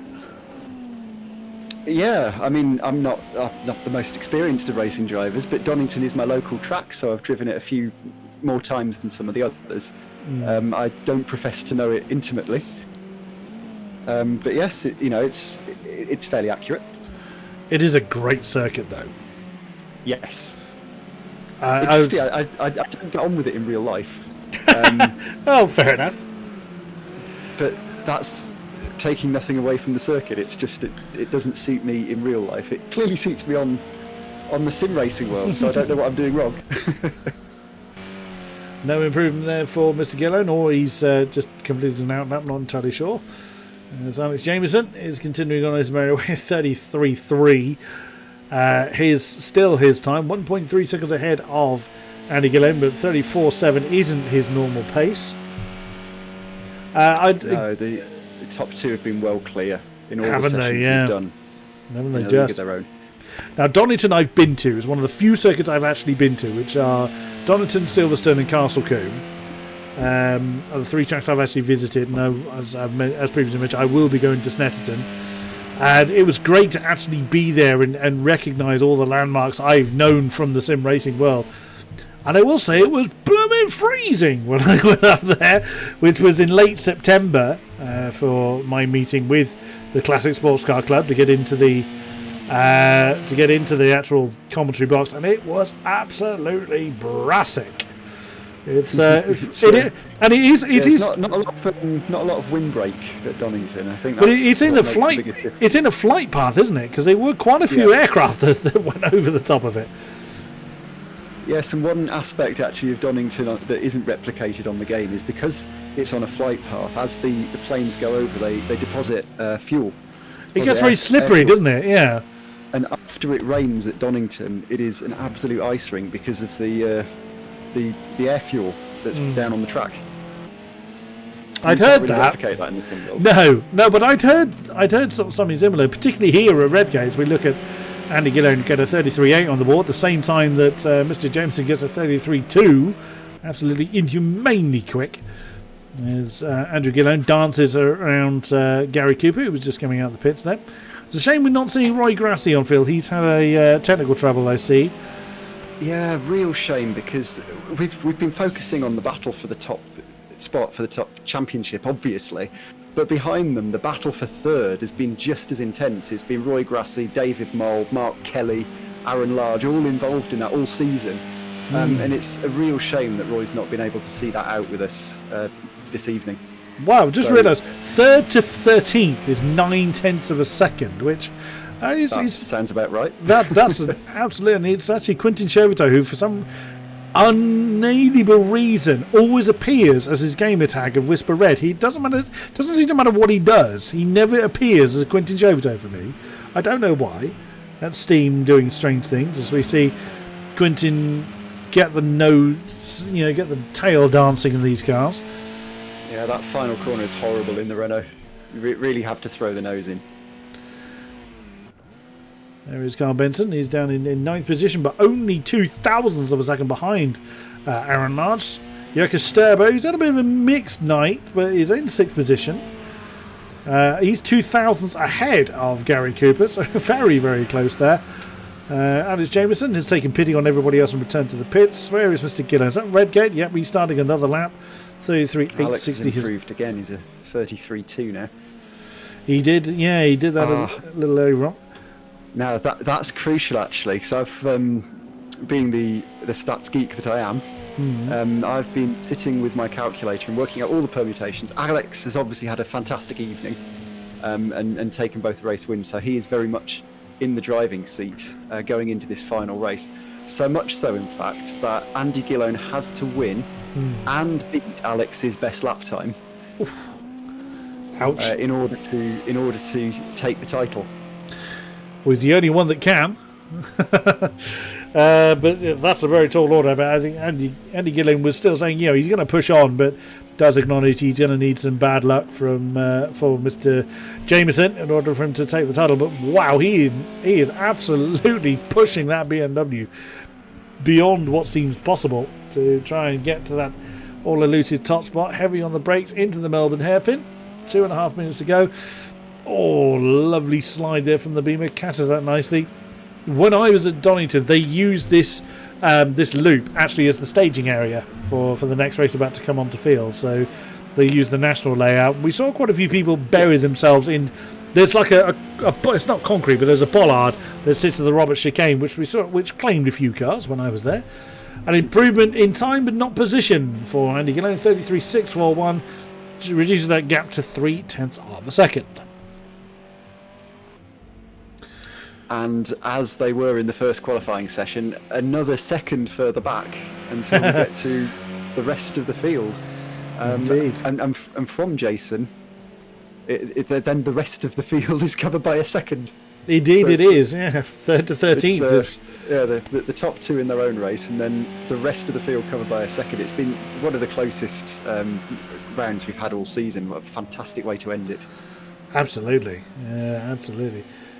So Quintus Overto is parked in the pits. He's been there for a while. It's a shame he hasn't come back out, but that's what he's decided to do. Alex Jameson cannot improve from where he sits. Your partner in crime, Mr. Mark Kelly.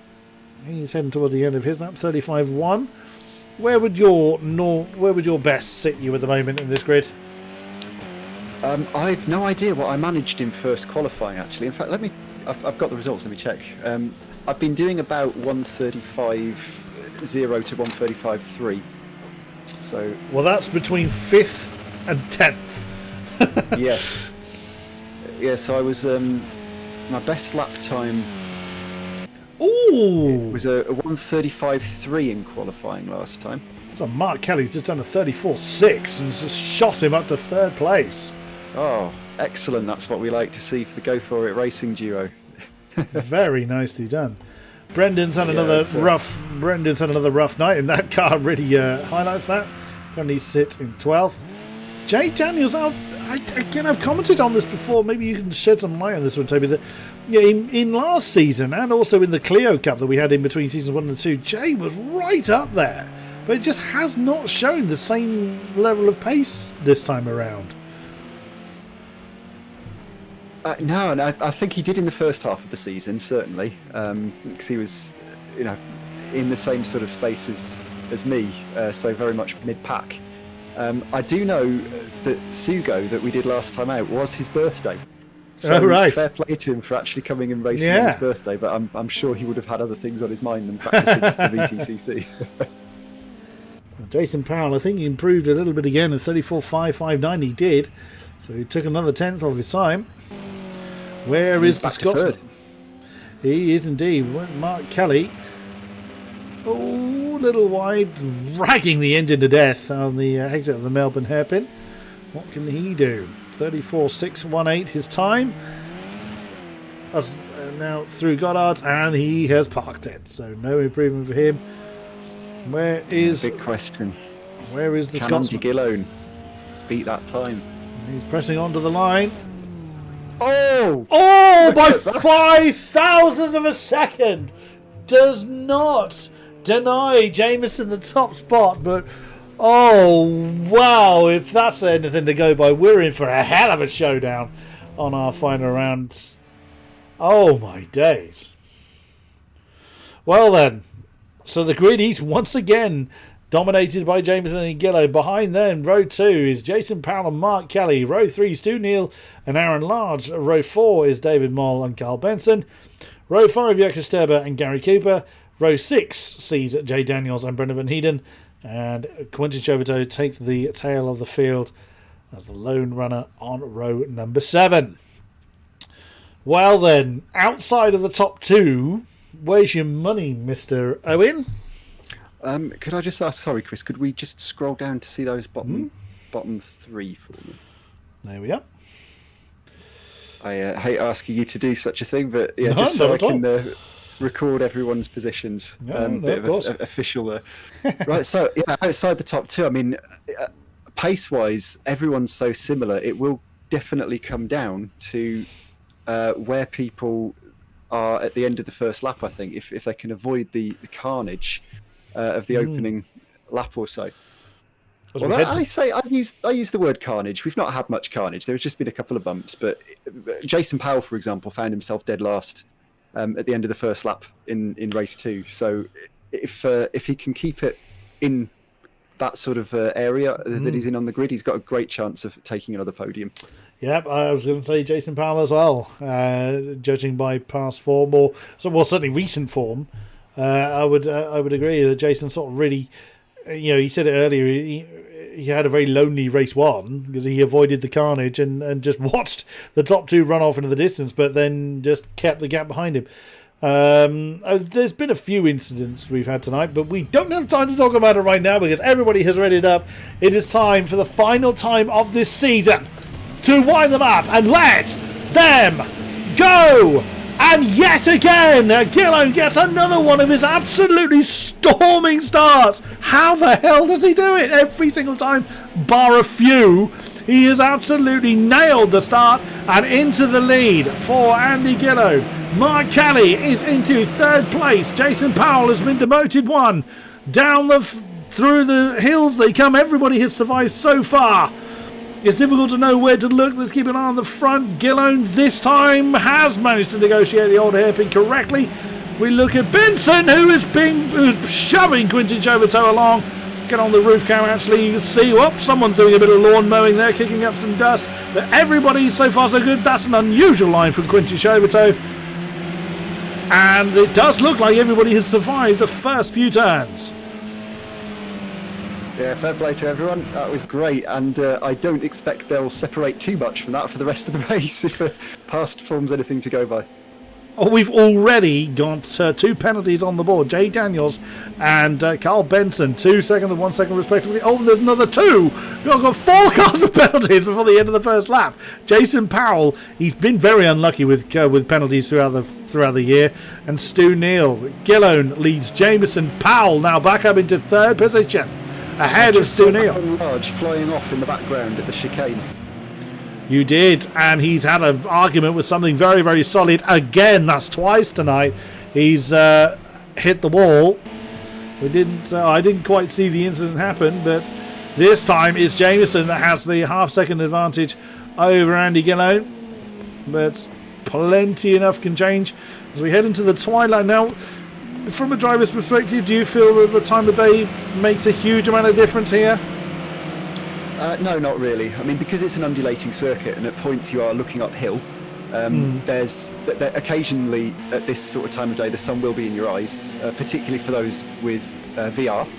They might have the sun in their eyes a little bit, but the braking references that you use are still the same. You won't see any difference in that, so I don't think anyone should be affected too badly by time of day. I don't believe it. Andy Gillone has got himself a penalty again. He's one of the guys that very, very rarely gets. I mean, he's got one in every single race tonight. He's got himself another 1 second penalty. I don't believe it. I mean, this track, as we mentioned before the race even began, is an absolute hotspot for penalties. It's so... Whoa! Carl Benson flying off the road. It's really difficult to push hard and not get the penalties. Alex Jameson was alluding to that when we were speaking to him at the end of race 1, as we see Quinton Chauvetot nearly nail the back of Jay Daniels. Went in way too hot into the Falcons ESs, has lost a considerable amount of time. Is that Gary Cooper making a move? Looks like it on Jürgen Sterber. Yep, that is Gary Cooper through to 7th place. A little bit wide there, but it's keeping going. But Gillone, I'll tell you what, Andy Gillone is leaving nothing on the table. That's why he's got himself a penalty, but he's actually opening up that gap between himself and Alex Jameson. We've seen Jameson with the pace advantage so far tonight. It looks like it's going the other way, but I suppose he's got nothing to lose at this stage. And Alex knows that he doesn't need to risk it. Yeah. He knows that if he sits in second, he's a champion. Yeah, and that's exactly what he said when we spoke to him after race 2. However, past form has indicated that that's when he's more likely to make the mistake, when he doesn't push. So hopefully that doesn't bite him on the backside, as we see David Moll pressure Mark Kelly off the road. So Mark Kelly's gone deep into the old hairpin. That's almost certainly going to be a penalty unless he backs off. And now David Moll catching the back of Stu Neal. Again, David Moll is very much feast or famine for him. He's either sort of been third or fourth or nowhere, which is not usually by his own fault. Jürgen Sterber has lost another position to Jay Daniels. But yeah, David Moll is been on generally the sort of better end I'll try that sentence again. He's been showing better form in the tail end of the season, although that's a little bit deep coming into the chicane. But David Moll's done very well. Yes, and the guys right behind him, actually, Mark Kelly, they are battling for third in the championship now, with Roy Grassi sadly not here this evening. This is the battle for third in the championship. I think David's got a bit of a points advantage, but the person I'd like to give a shout out to is the man in front of them. Quintin Chauvetot. There he is. He's had some lag trouble tonight. This is by far his best round of the season so far. A couple of lag issues, yes, but he's normally outside the top 10. I think he's had 3 sort of top 8 finishes, I think, or top 9 certainly. So he's having a really good event. So shout out to him.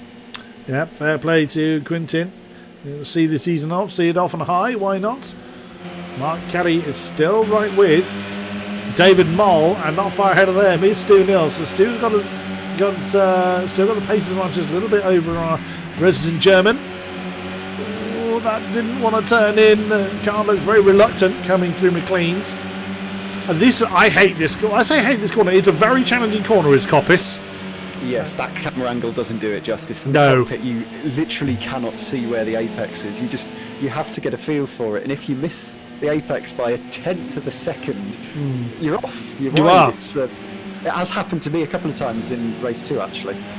Very, very easy to do. That's Oops. more wide, and that's going to be the place lost, and probably a slowdown warning as well for good measure. Oh dear, that's Carl Benson that got very squiggly coming out of the Fogarty S's. And look at Jay Daniels having an argument with Aaron Large coming into the Melbourne chicane. And Jurgen Sturman nails the pair of them almost. On the inside line, 3 wide now coming up towards Goddard. And Jay Daniels looks like he's going to be the victor at the moment. Or is he? Aaron Large on the inside. That looks a tad deep, but does manage to slow it down.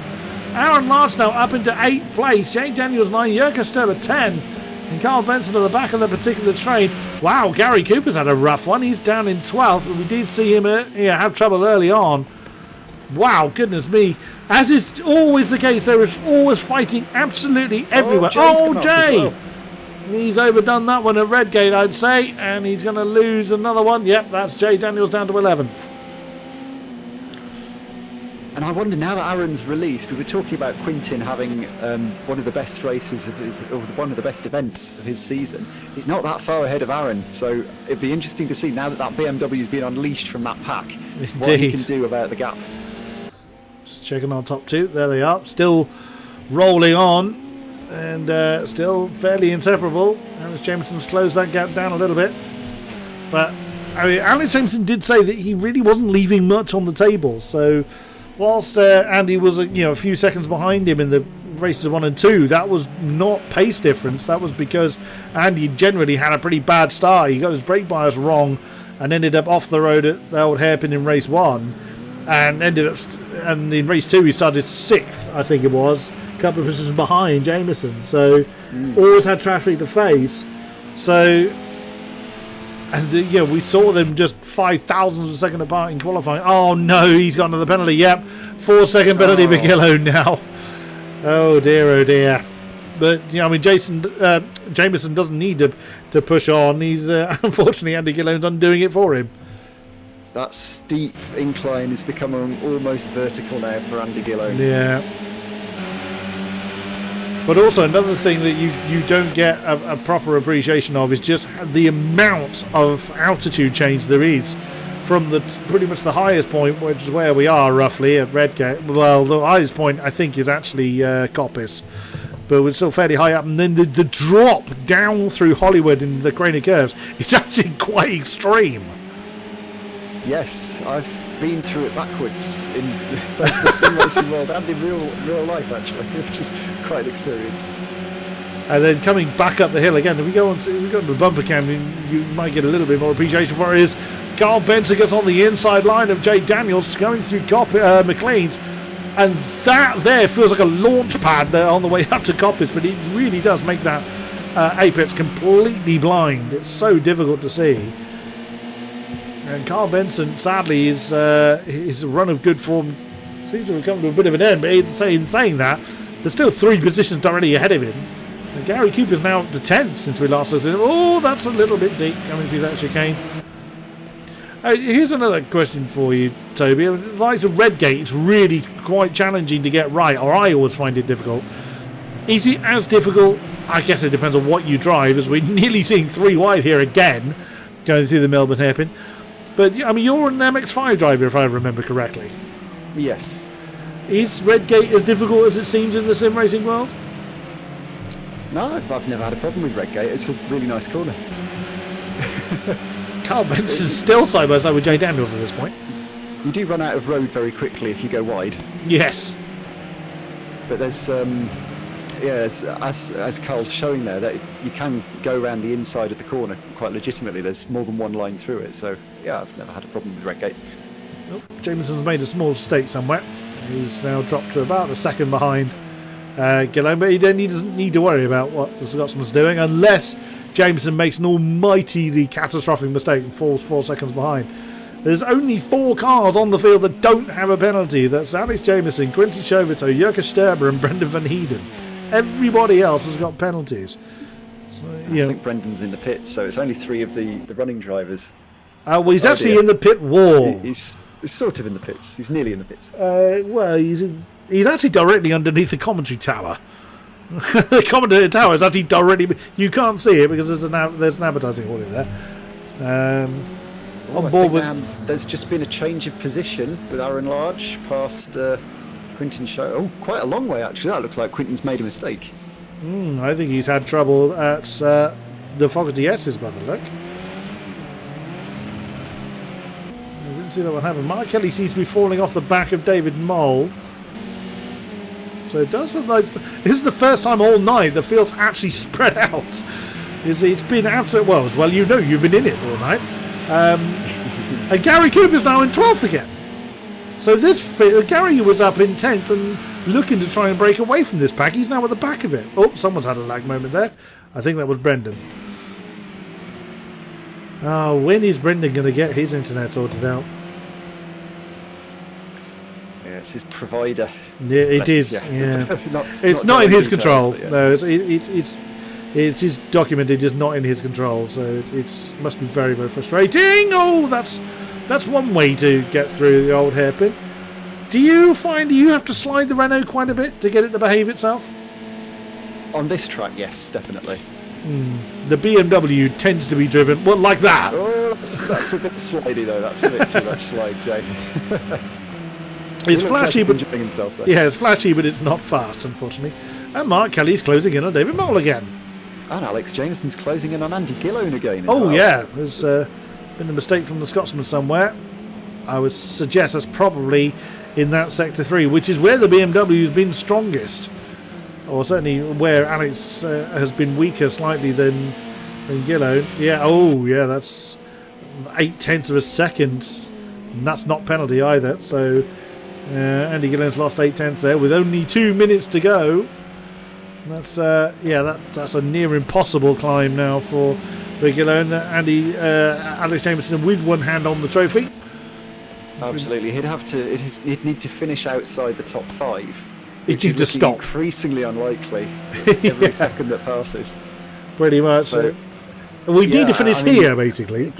Gillone's given him a real run for his money this season. It's been to and fro all season, but as we enter the final minutes of the VTCC Championship, it does look like Alex Jameson is odds-on favourite. Yeah, I mean, we really saw a bit of a runaway season for Jameson last time out, but this time it has come down to the wire, and amazingly both the pros and the AMs with just a 1 point difference before the night. We said this before we came on air. You couldn't have scripted that. No. Brendan's coming to chat, lagging quality, and now the wheel is giving up on him. You kind of need that bit to do any racing at all, so unbelievably Brendan's luck did get worse. I think there's a saying, isn't there? If he didn't have bad luck, he wouldn't have any luck at all. Yeah. And now we're just down to 2 cars, of which one of them is Brendan Van Heeden without a penalty. So Alex Jameson's the only person on track with no penalties at all. Wow. Oh, hello, what's going on there? That's Carl Benson having to go with Jurka Sterber, who's going to be my teammate for the... Oh! That was a little bit rude.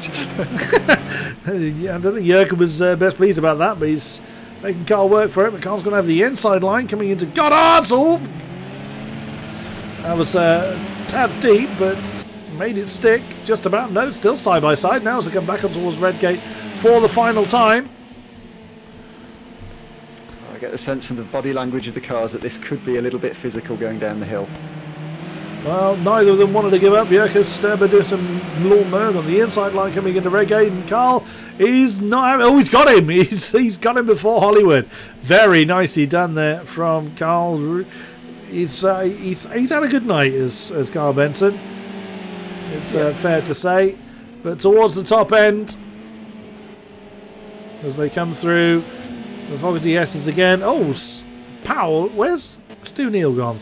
Oh, he hasn't gone anywhere. It's just I thought I saw a bit of a change there for third and fourth, but wasn't to be.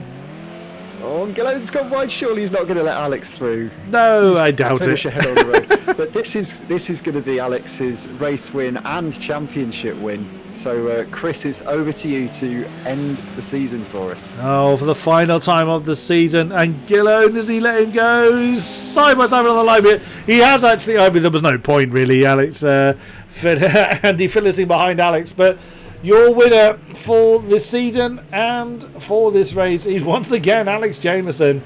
He's taken the clean sweep. Andy Gillon is going to take second. Jason Powell again in third place. Now the penalties are going to shuffle people around more than likely. There we go. Your man is up into fourth. Your teammate Mark Kelly in fourth position. Stu Neal takes fifth. David Moll in sixth. Aaron Lard 7. Quintin Chevito is in 8th position. Jurka Sterber in 9th place. Jay Daniels in 10th. Gary Cooper in 11th. There is Carl Benson taking the 12th spot. My goodness me. Now there will be some post-race evaluations going on, but it isn't going to make a difference to the top spot. The fastest lap did indeed by 0.04 of a second go to Andy Gillon as a small consolation prize if nothing else, but there it is.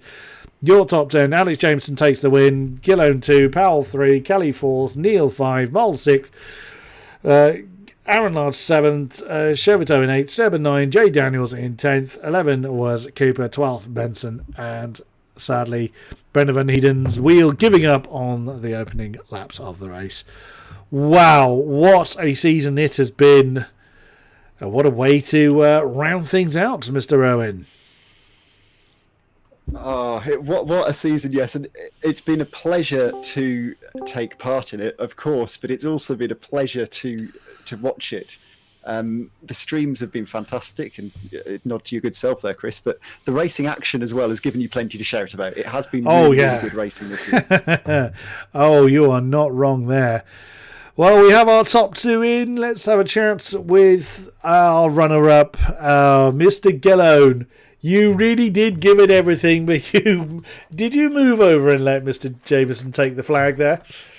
Yeah, pretty much. I just thought we'd try and come over the line together, more or less. But, near enough you did. Well, I had a 4-second penalty on the board anyway, so there was no way I was going to keep a hold or get that anyway. So, yeah, the penalties here are just a little bit strict. So, yeah, you can't get away with much here. It will give you that penalty. Some other tracks it'll go away after a couple of corners maybe or so, but yeah, not so much here. But well, you didn't give up on it. You pushed until that final moment, and what an incredible season it has been. Will we see you back again, Mr. Gillon? Yeah, I mean it's great fun. They're great cars. Yeah, I might. Steel myself to try a front wheel drive, but no. No, it's a fantastic place to race. Some great guys, great community, nice, clean racing.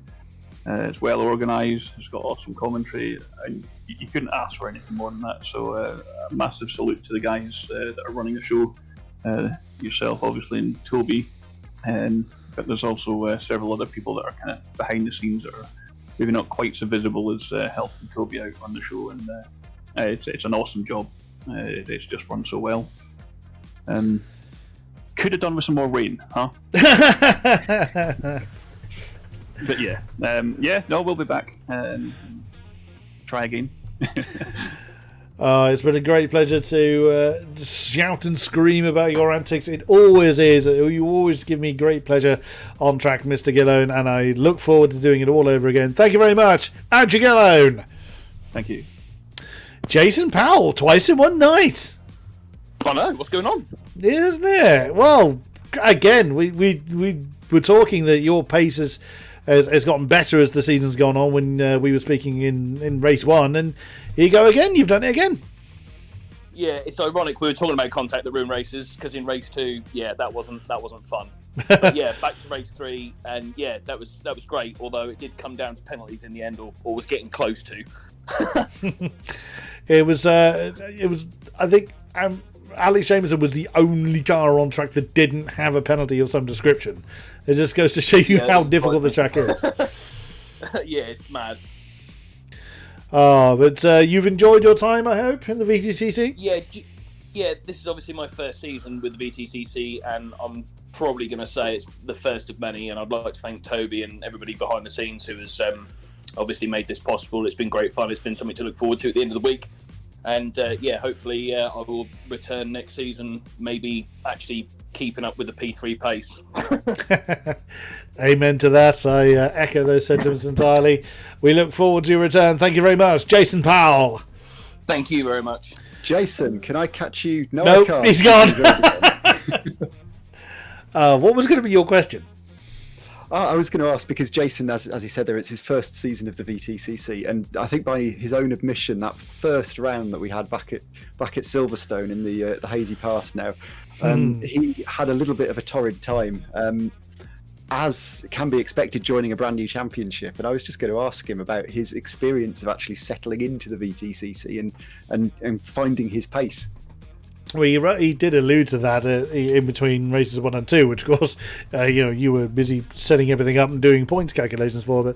But he definitely felt that he found his pace as the season went on. It was more kind of contact avoidance that where he found most improvement, etc., etc. So it was good to see that development from the likes of Jason and other drivers that are new to us. But double champion, once again, doing everything he needed to do and keeping it clean, penalty-free again. Alex Jameson, congratulations, sir. Cheers, thank you very much. Wow, we did say that you just needed to do what you had to do as opposed to taking any risks. But wow, you weren't going to let Mr. Gillone dance off into the distance, were you? Yeah, I think I managed to find a bit of extra pace through the evening, which I think just comes when you're racing against someone like Andrew Gillone. He's so fast, you really got to step up your game every time you go up against him. And yeah, it managed to sort of push me to find a few more tenths. And yeah, with the last race, I was fortunately able just to sit behind him and bring home the points. That was avoid the penalties. That was my main goal. Well, really nothing else need be said. You were absolutely flawless all night, as was rather highlighted by being the only car without any penalties whatsoever. Will there be a Season 3 appearance for you? Yeah, absolutely. I think I definitely like to echo the sentiments of the other drivers, saying the VTC's just been it's a fantastic community. It's so professionally run. The standard of driving is absolutely tremendous in here. I mean, when you sort of look at the lap times that the front running people are putting, everyone is relatively close to that. So it's a really strong field. And yeah, the support from the community is fantastic as well.